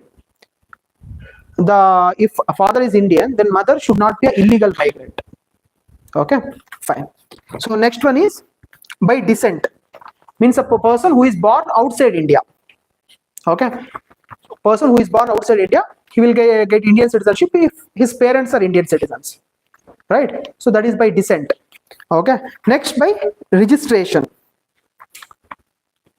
By registration, central government on registration can give citizenship, right? By registration, you know Adnan Sami, right? Singer, he got Indian citizenship by registration. Sonia Gandhi, she got it by registration because she married an Indian, so she got a registration. Next is by naturalization. Foreigner or a citizen of another country can get Indian citizenship through naturalization. Okay, so these 4 processes you must remember. Okay, then loss of citizenship. Then for next one is by incorporation of a territory. Means when India took over Goa, the people who are in Goa, no, they automatically became Indian citizens, right? Because the territory was added to India, so it became Indian. They became Indian citizens. That is incorporation of a territory. Okay, so next, how to lose a citizenship? By renunciation. That is, a person with full age and capacity can declare that I don't need Indian citizenship. Voluntary. Next one is by termination. Means an Indian citizen cannot take up the citizenship of another country. If he take up citizenship of another country, then his citizenship of India will automatically nullified. He'll be no longer Indian citizen. Okay, that is by termination. Okay, so next is by deprivation. There is a compulsory termination of citizenship by deprivation. Compulsorily means if government found that he has taken citizenship by giving fraud documents, getting my point, right? In such case, the government can cancel his citizenship.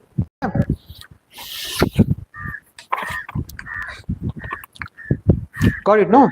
So you should remember in citizenship only these things. There are multiple acts. If you are interested, then you can read Citizenship Amendment Act, CAA. Have you heard about it? There was so much of controversy going on, no? Giving citizenship to Pakistan, Afghanistan. Yeah, for those communities who are under religious persecution, only them, right? So next one is fundamental rights. Very important chapter. Fundamental rights. Fast ಅನ್ನಿಸ್ತಾ ಇದೆಯಾ? ಅದು ಯಾವ್ಯಾವ chapter important ಇಲ್ವೋ ಅದು ಸ್ವಲ್ಪ fast ಆಗಿ ಹೋಗ್ತಿದ್ದೀನಿ ನಾನು. Important chapter I will go slowly, don't worry. Okay,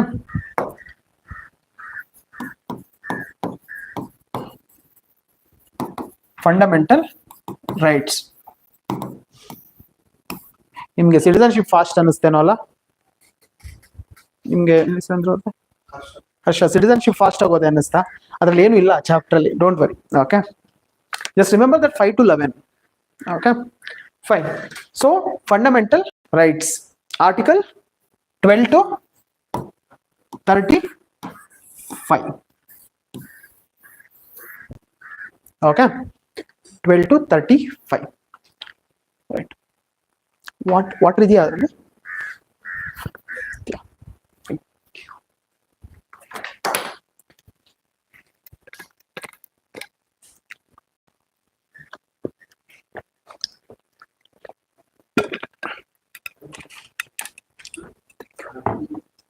Okay.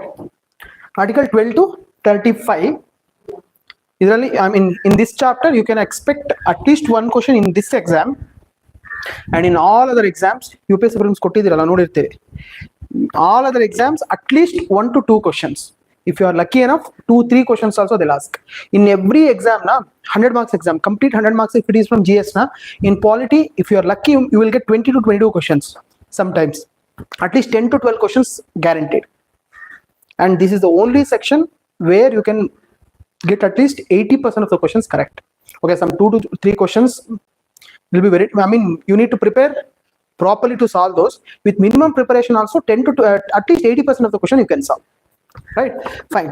So part 3 of the Constitution, part 3, Article 12 to 35. So Article 12, what it deals with? It deals with the definition of state. Means our fundamental rights actually starts from Article 14 to 32. In those articles, to whom it applies? Means the rights are provided against whom? The rights are provided what? You have some rights means it is protected, no? So there we'll say state. State means it is not state government. So it says that state, Article 12 says that for the sake of fundamental rights, state means union government, union government, parliament, all union government officials, executives, legislature, then state government, state legislature, then local bodies, means panchayats, urban local bodies, then PSUs, you know, right? What is PSU? Undertakings, your HL, BHL, BL, all those PSUs. Then any other body, private body, which is taking money from government, contributions from government, that will also come under the definition of state. Got it? No? That will also come under the definition of state. Article 12 speaks about the definition of state. It includes union government, state government, local bodies, all the PSUs, central government authorities or state government authorities, then any other body which is receiving donations from this government, that will also come under the definition of state. Clear? Fine. Then Article 13. Article 13 exclusively deals with judicial review. It deals with judicial review. Article 13 says that if any law or if any act made by parliament or state legislature, if it is violating fundamental rights, that we can be declared null and void. If it is violating fundamental rights, they say ultra virus. Ultra virus means it is violation of the constitution. If it is violation of the fundamental rights, then that law can be declared null and void by either Supreme Court under Article 32, High Court under Article 226. Clear? Artha aitalva? Article 13 speaks about judicial review. Means if any act of parliament or state legislature, if it is violating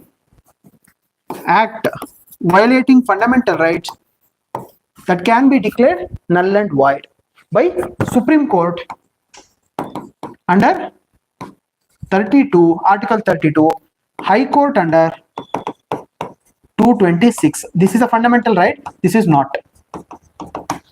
Okay, Article 32 is a fundamental right, itself is a fundamental right.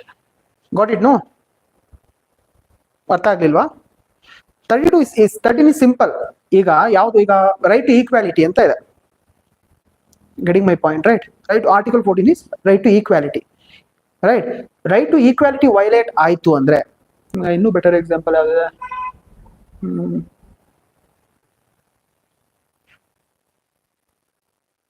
Case okay.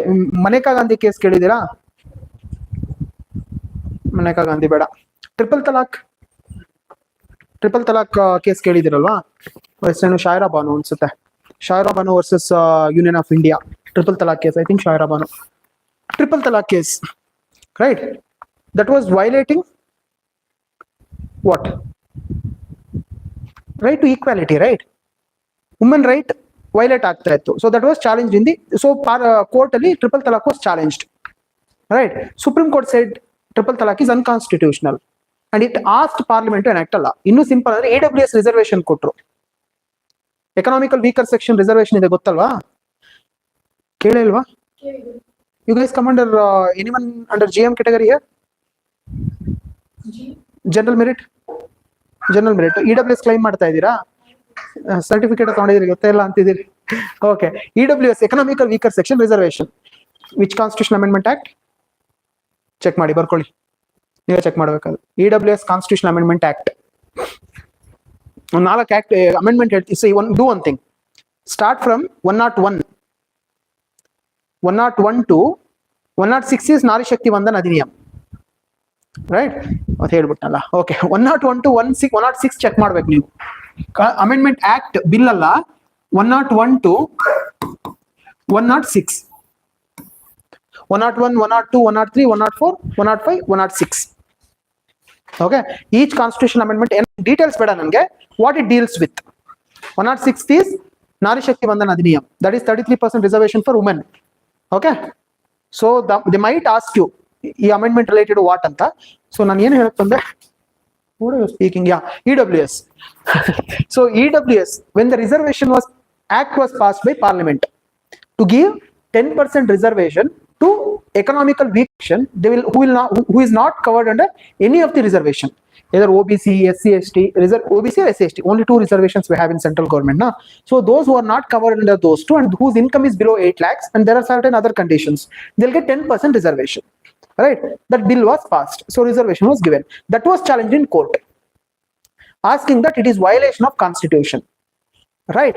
If Supreme Court, that was challenged in the court, saying that it is violating the constitution, then Supreme Court can conduct, it can go through the act, right, under article 13, that is called judicial review.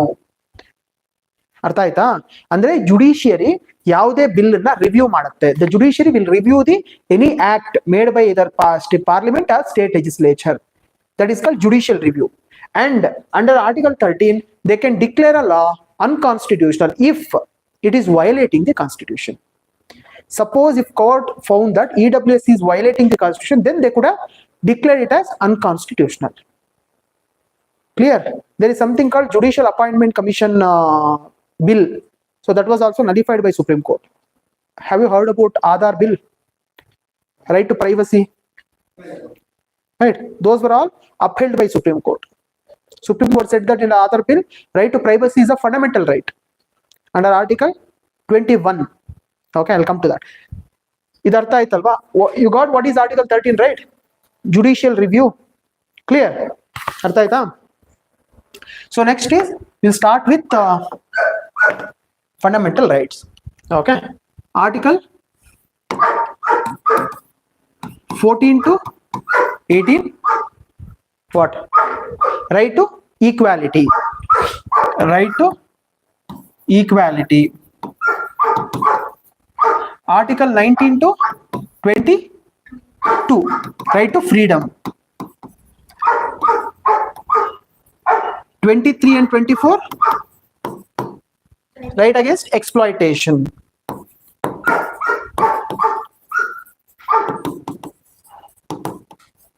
Exploitation.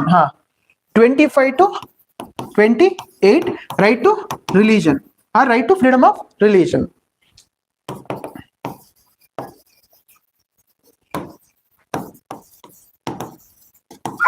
Right to freedom of religion. 29 and 30, cultural and educational rights. Cultural, educational, religious rights. Yeah, cultural and educational rights.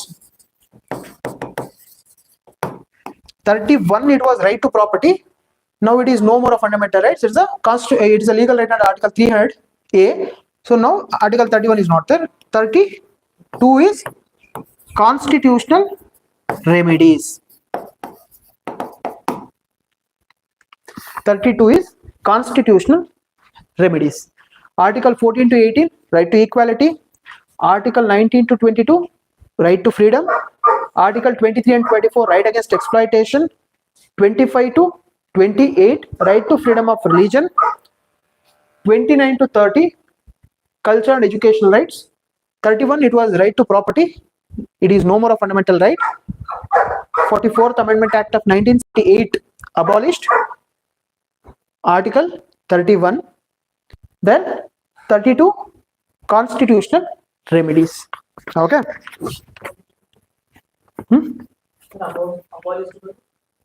This one, 44th Amendment Act of 1978. Completely it was abolished. Before that, there were changes were made, but it was completely abolished by 44th Amendment Act of 1978. After one case, after one of the case, they made it as right. There is a series of cases. Keshwan Bharti case. Before that, Perubar Union case. Then we have Golaknath case, Shankari Prasad case. Series of cases. But Keshwan Bharti case was actually related to right to property. That was again Article 42 will come. 42nd Amendment will come. They nullified Keshwan Bharti case. Then Minerva Mill case. I mean, if you are preparing for UPSC, those things are very much needed. Because there is something called basic structure theory. Basic structure theory is related to all these things. Okay. So you should remember every single article. Okay. 12 to 35 should remember every single article. Okay. So fine. So again, one more thing before starting this. I'll tell first what are the article is. Okay. So Article 14. What is Article 14? Equality before law and equal protection of law. Okay. Equality before law and equal protection of law. Okay. Equality of before law is taken from UK. Equal protection of law is taken from USA. Okay. There is something called rule of law concept under IB-ACIO. Rule of law, he's from UK. He gave a concept of rule of law, IB-ACIO. From that, equality before law is taken. Okay, fine. I won't go deep into it. You should remember. You should know only these things. This much. Okay. So then, Article 15, prohibition of discrimination based on caste, sex, place of birth. Okay, those discriminations are prohibited. That is Article 15. Okay. Article 14, equality of before law and equal protection of law. Article 15 is prohibition of discrimination. Okay. Article 16, equality of opportunity in public employment. Equality of opportunity in public employment is Article 16. Okay. Then Article 17, abolition of untouchability. Abolition of untouchability. That is Article 17. Article 18 is abolition of titles. Means, you know, right? Earlier, Raja, the Raja, those titles were there. Now, it shows that someone is superior, someone is inferior. Those titles are abolished. Even Padma Shri, Bharat Ratna, Padma Bhushan, those titles are not supposed to be used as a prefix or suffix. Before your name or after your name, it should not be used. Okay, as per the law, people are using it. That is a different case. But as per the law, abolition of titles except educational and military titles. Right? Doctor. When PhD, those who got PhD, they'll put the doctor in front of their name. That, and even MBBS doctors, they can put, because that is educational titles. Then military titles, general, lieutenant general, colonel, major, all those things, those can also be used as a titles, except that other titles shall not be used. Okay, got it? Article 14, equality before law and equal protection of law. Everyone is equal before the law. Right. Then Article 15 is prohibition of discrimination based on caste, sex, place of birth. Okay. Then Article 16, in public employment. Everyone will get equality of opportunity in public employment. Right? Article 16 is abolition of untouchability. Article 18, abolition of titles. Okay.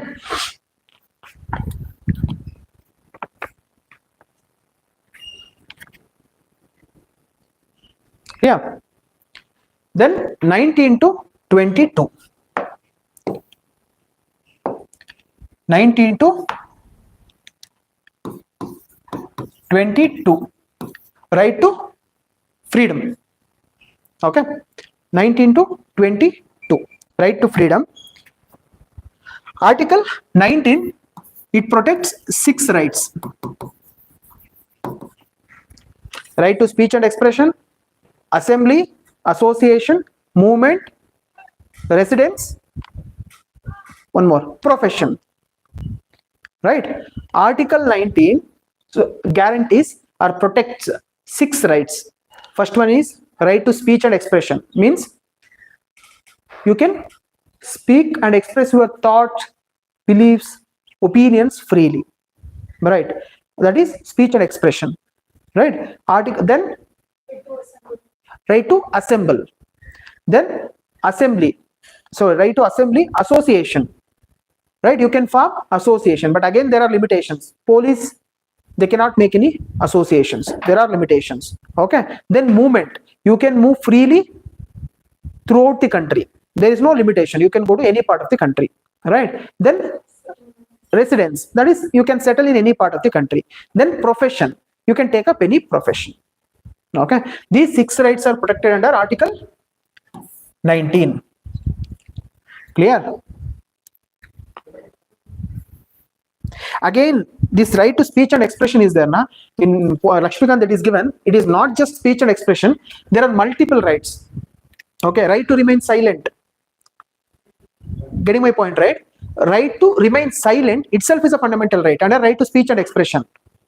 Right? Then I said right to move, right to movement is there na? That is under Article 19, there is right to movement. It includes only right to move within the country. Right to move outside the country is a fundamental right under Article 21. Artha agta idya? Under Article 19, I said right to movement. It is your fundamental right to move within the country. Artha agta idiyalla? Then right to speech and expression also includes right against tapping of telephonic conversations. Getting my point, right? Right against telephonic tapping of telephonic conversation. Phone tapping anta kelidiralva?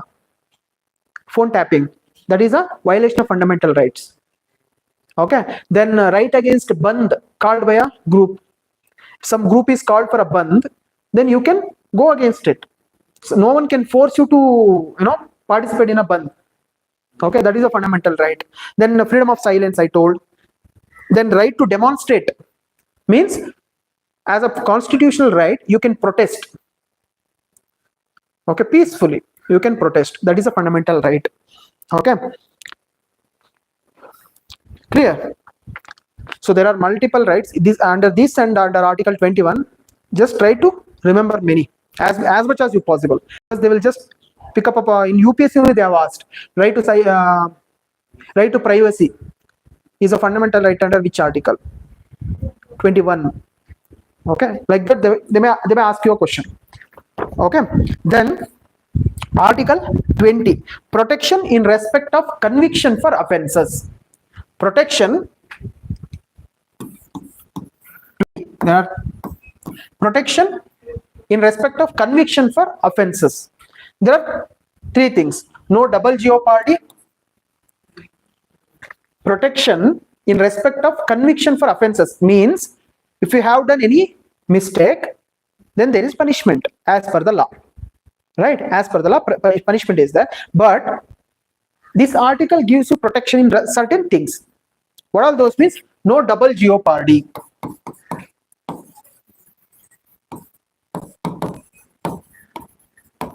Jeopardy means if you do any mistake, you can be punished only once. Getting my point, right? You can be punished only once. For a same offense, double punishment cannot be given, or multiple punishments cannot be given. For one mistake, there is only one punishment. That is no double jeopardy. That is a protection.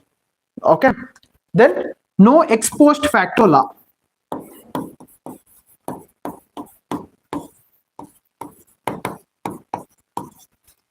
No ex post facto law. It means, I'll give one good example for this. If you do some mistake, while doing mistake, whatever law is there, no, based on that law only you can be punished. Getting my point, right?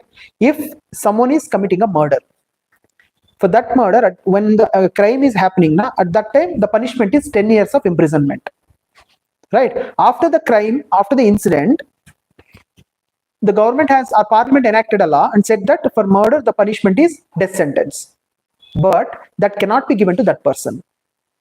Why? When he was doing a mistake or crime, the punishment was only 10 years of imprisonment. That is what no ex post facto law says. While doing a crime, whatever the punishment is there in the law, only that can be given. Bringing a law after the commencement of the crime, that cannot be applicable to that person. Have you heard about Nirbhaya case? Nirbhaya case, Delhi gang rape case happened. Na? In that case, one of the culprit, he was a minor, right? So at that time, the law says Juvenile Justice Act, JJ Act, Juvenile Justice Act, it said that only below 18 years were considered as minor, right? Then government amended the act and said that they reduced that age to 16 years.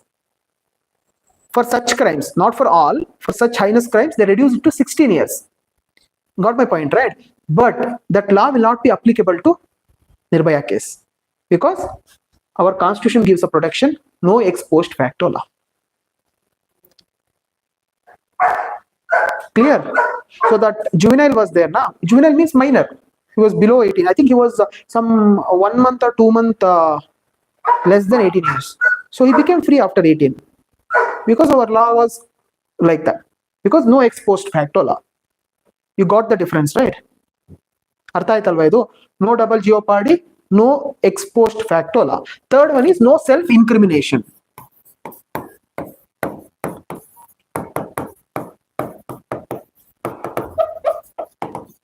No self incrimination. It means a person cannot be forced to become a witness against himself.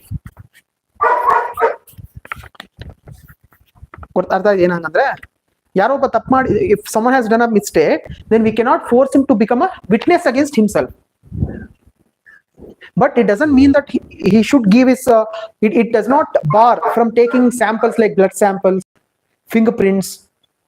It is not, it is not, those things is not included in that. But he cannot be a witness against himself.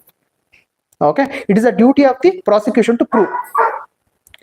Got it? No.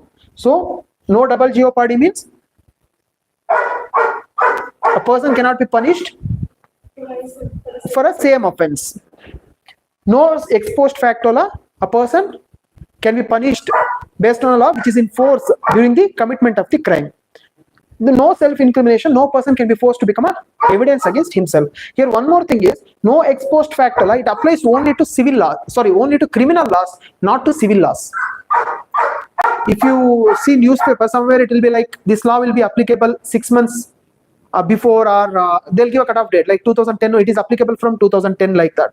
For civil cases, they can make, like for tax, right? But criminal cases, they cannot make it. For criminal, it is only from the date of president's assent or governor's assent that will come into force. Got it? No. Under Article 20, protection in respect of conviction for offences. No double jeopardy, no ex post facto law, no self-incrimination. Clear? All right. Next, Article 21, protection of life and personal liberty. Article 21, protection of life and personal liberty.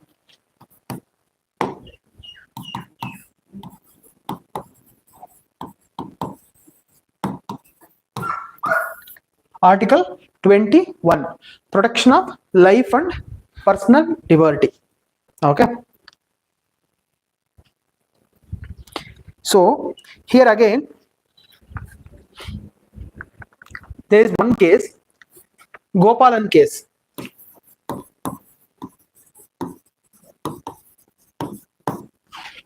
Okay, in Gopalan case the Supreme Court told that Article 21 gives protection only against arbitrary action of executive, not against arbitrary action of legislature.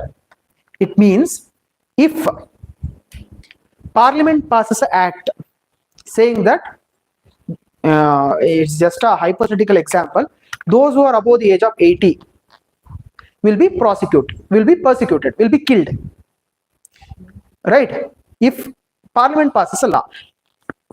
Here Gopalan case said that Article 21, right to life and personal liberty, is protected only against the arbitrary action of executive, not legislature. If law is passed in Parliament, then that is done. Article 21 will not give you protection against that, right? Because there are two things. Okay, this concept I didn't tell you. Okay, one is due process of law. Second one is procedure established by law.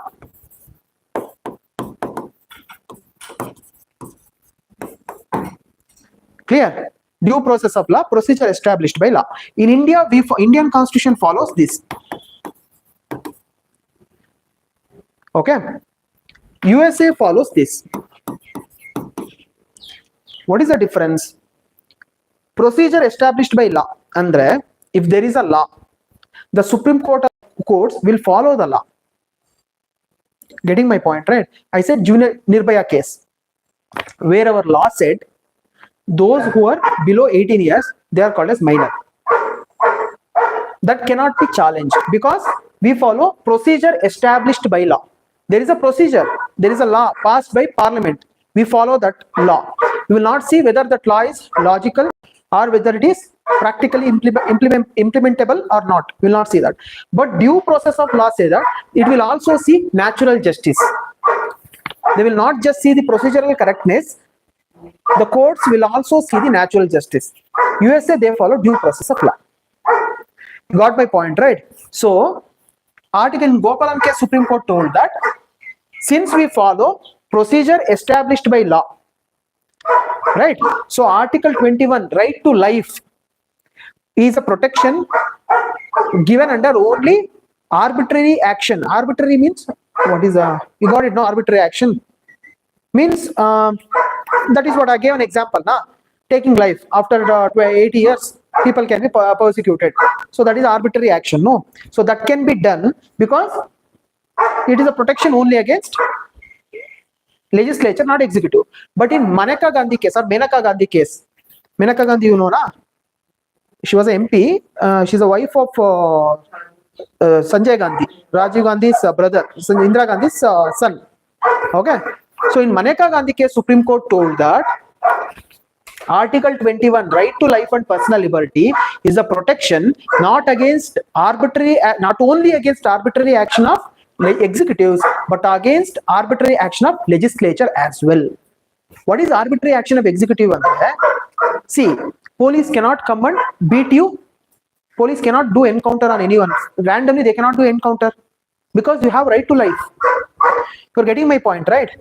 You have right to life. No one can kill easily, right? If someone is doing encounter illegal, if someone is doing encounter without any right reason, means protection of life, protecting his his life or something like that. Can you inform us? What can I tell? Just It is it is pet, no? Okay.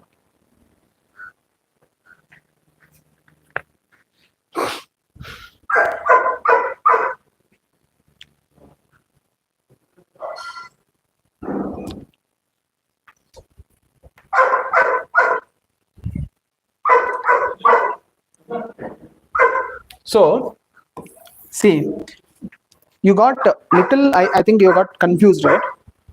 Or understood? These two things you got it, no? Due process of law and procedure established by law. Due process of law means the court will not check only the procedural correctness. They will also check the natural justice. if there is a law saying that, I gave an example, Parliament passed a law that above 8 years the people should not leave, then court can declare it is illegal, because the natural justice say that everyone has the right to leave. Correct? No, that is due process of law. Procedure established by law is, if such law is passed in Lok Sabha, such law is passed in Rajya Sabha, then president has given assent, the procedure is correctly followed, then that is a law. Whether it follows natural justice or not, it doesn't matter. Getting my point, right? So that is procedure established by law. In Gopalan case, Supreme Court told that right to life is protected against only arbitrary action of executive. Means if a police officer, or if it's an IAS officer, or if an executives, that they have taken some people's right to life, then that can be charged in the court. But if they do it because the parliament has passed a law, based on that law, if they have done it, that cannot be challenged in the court of law. Got it? No, because they have a legal backup. There is a law, there is a procedure established by law. Okay, but in Maneka Gandhi case, Supreme Court told that it is not like that. Right to life is protected not only against arbitrary action of executive, it also protected against arbitrary action of legislature. Means parliament cannot pass a law simply. That has to be legally, it has to follow natural justice as well. Okay, it has to be fair. The law has to be fair. Okay, so that is Article 21, right to life and personal liberty. So I told you, under this there are many rights. Right to privacy is a fundamental right under Article 21. Okay, I told you Article 19 protects your right to move inside country. In Article 21 protects your right to move outside country. Go to abroad. It is a right to go to abroad is a fundamental right under Article 21. That was also told in Maneka Gandhi case. Because in Maneka Gandhi case, what happened was, if you read the case, they say Maneka, Menaka, M-A-N-E-K, somewhere it is given Maneka Gandhi. Kannada they'll written Menaka Gandhi, whatever. So her passport was cancelled, or it was forfeited or something. So she challenged in a court. Then court said that it was a matter was referred to constitutional bench. They said the right to life is a fundamental right, and person's right to move abroad is a fundamental right. So that is why the passport has to be given back. So that was an actual case. Okay. So under Article 21, you should remember two cases: Gopalan case and Maneka Gandhi case. Okay, fine. So then there is one more article, Article 21A, right to what? Sarva Shiksha Abhiyan, have you heard? Right to basic education, right to fundamental education, basic education, 6 to 14 years. Have you heard about Sarva Shiksha Abhiyan? It was originally, it was not a fundamental right, it was a part of DPSP. Article 45 was a part of DPSP through 86th Constitutional Amendment Act 2002. They made it as a fundamental right. Now every child of the within the age group of 6 to 14, it is their fundamental right to get education. Getting my point, right? Have you heard about RTE, right to education? RT Act kelidira, right to education. In every private school, I think 25% of the seats should be given to economically weaker section kids. Right? Why? To fulfill this fundamental right. When we were going to school, there was this campaign was started. I think I was in first standard or somewhere. School chale hum, that ad used to come. I think I studied in a government school, so there was one pencil used to be. They used to draw big pencil, and kids used to sit on those pencil. The ads, I think now also it is there in government schools, I guess. And in Doordarshan, those times, that Sarva Shiksha Abhiyan school chale hum ad used to come, because that time they made education is a fundamental right. Okay. Now it is the duty of every parents to give fundamental duty. They added one more fundamental duty. Earlier there was only 10 fundamental duties. They added one more fundamental duty. It is a duty of the parents to give them education. Okay, now 6 to 14 years is a fundamental right. Within kids belongs to between the age of 6 to 14, they should be in school. They should have basic education. Okay, fine. Next, Article 22. Right, protection against arrest and detention. Article 22. Right, yeah.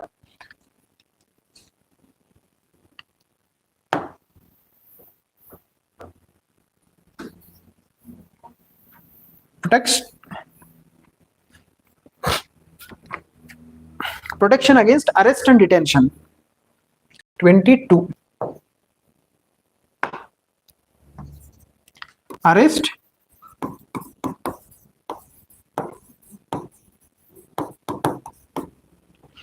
and detention. So if a person is arrested, okay, there are two types of arrest. One is preventive, another one is punitive. Preventive means, if you know, like during festivals and all, the rowdy shooters will be arrested, right? Before festival or during elections, there are habitual offenders will be there, na? They'll be arrested because, or if the police department has got a news that someone is preparing to do some crime, before doing that crime, they'll be arrested. That is preventive detention, preventing them to do some crime, right? Then there is punitive detention, that is after committing a crime, right? After doing a crime, the people will be arrested to give punishment, that is punitive detention, right? So under punitive detention, this Article 22 says that right against arrest and detention, protection against arrest and detention. First thing is, when a person is arrested, he has a right to know the grounds of arrest, why he has been arrested. Got it, no? If a person is arrested, what is the reason for his arrest? He has the right to know the reason for his arrest. Okay. And second one, he has the right to get the help of legal practitioner, means lawyer. He can take the help of a lawyer. Got it, no? Fine. Next, third one is within 24 hours. Within 24 hours, he should be presented before the magistrate. Magistrate means judge. He should be presented before a magistrate within 24 hours, excluding journey time. Means if a person is being arrested in Bangalore, okay, he has done a crime in somewhere in say Bidar, it might be difficult for them to travel within 24 hours to that court. So then the journey time is there, na? Excluding journey time, within 24 hours they'll have to be presented in the court. Okay, 24 hours. Then the court will check the legality of the arrest. If you see newspaper, they'll say judicial custody, police custody.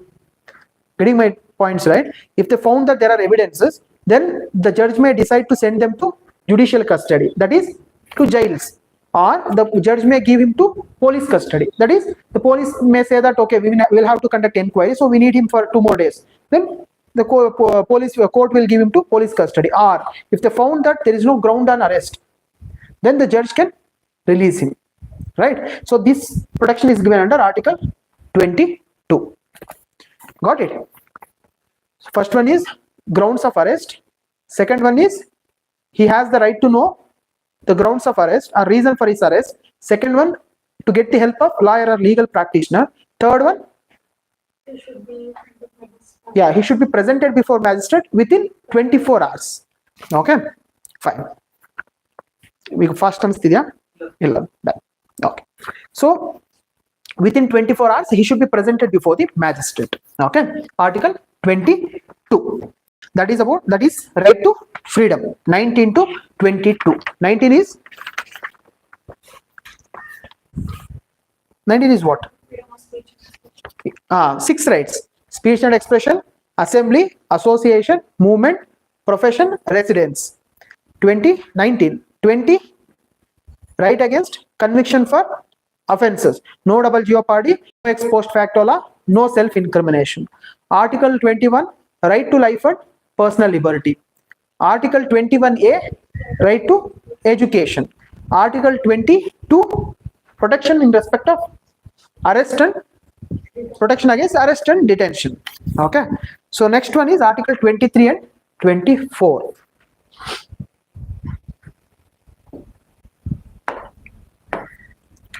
(23)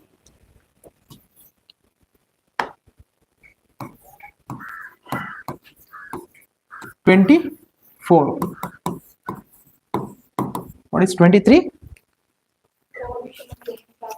Yeah, prohibition of trafficking of human beings and bonded labor. Bonded labor or forced labor, or they say begar. right? Prohibition of traffic of human beings, right? What is human trafficking? Selling human beings as commodities ಅಲ್ವಾ, ಅದನ್ನೇ ಮಾನವ ಕಳ್ಳ ಸಾಗಾಣಿಕೆ ಅಂತಾರೆ ಕನ್ನಡದಲ್ಲಿ, right? Human trafficking, right? Prohibition of human trafficking and bonded labor or begar. What is bonded labor or forced labor? Means Mysore High Court said that what is bonded labor means, if a person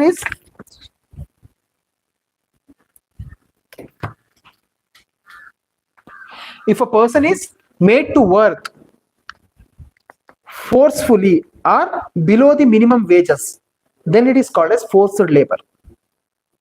Getting my point, right? So earlier, if you have seen movies, no, someone now also it is being done in somewhere. Now there is a Prohibition of Bonded Labor Act 1976. Under that punishment is there. Someone is the long chain will be tied on in his to a person's leg, and he'll be forced to work, right? So that is kind of forced labor or bonded labor. So under one is human trafficking is prohibited. Second one is forced labor, okay, or bonded labor is prohibited. So here one thing you must know, these rights are not directly enforceable. See, the right is given, prohibition of human trafficking and bonded labor. What is the punishment? Then parliament will enact a law. Some of fundamental rights are directly enforceable. Say Article 22, it says that he has to be presented before magistrate within 24 hours. It is directly enforceable. But prohibition of untouchability, I told, no? Article 17, 16, 17, no? Yeah. 17. Prohibition of untouchability. So that can be implemented. So if someone is practicing untouchability, what is the punishment? The parliament will enact a law. Right? You're getting my point, right? Fine. So next one is 23 is simple, that's all. Prohibition of traffic of human beings and bonded labor or forced labor. 24 is simple, child labor. Prohibition of working of children in factories. Okay. Up to 14 years. Then 14 to 18, there are some factories it is prohibited, like dangerous, like mining, those kind of professions. And but up to 14, it is completely prohibited. Why? Yeah, good. Up to 6 to 14 age, up to 14 years, the kid should be there in school, right? So up to 14, it is prohibited. Up to 14, it is right to education. So for up to 14, they have prohibition of child labor.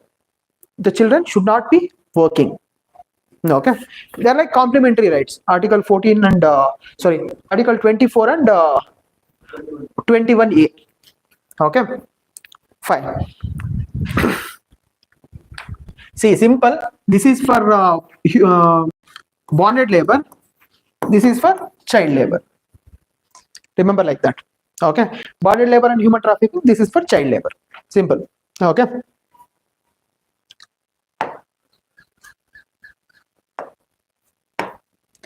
(25 to 28), I can't finish it. If I start, I'll have to finish completely. Right to freedom of religion. 25 to 28. I have to do 25 to 28, then 29 and 30, 32, then 34, 33, 34, 35. Right. Then DPSP. Right. Any doubts? So tomorrow what you should do? 101 to 106. Just Google it. You will get every single article. You will get it. I mean, every single amendment you will get it. Just make a list of it. And yeah, vision, go through once. Take 1 month magazine. Just see polity topic. Vision is, have you seen Vision magazine, monthly magazine? It will be divided based on the subjects: polity, history. No, history also, art and culture will be there. Like that. Just go through it once. Okay.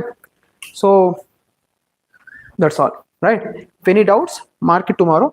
We'll discuss. Okay. Probably tomorrow I'll be finishing fundamental rights, DPSP, and we'll start central government. Okay. Yeah.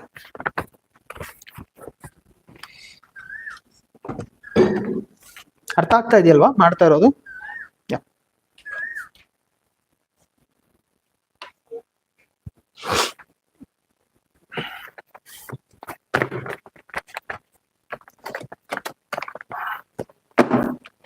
Lakshmikant ತಗೊಂಡಿದ್ದೀರಾ ಎಲ್ಲರೂ? You bought Lakshmikant, right? It's a library and so. Oh, here library is there. Huh? Oh, nice. Then you have Lakshmikant, take it from here. Yeah. Just whatever we have done, no, just go through it once. Okay. Thank you.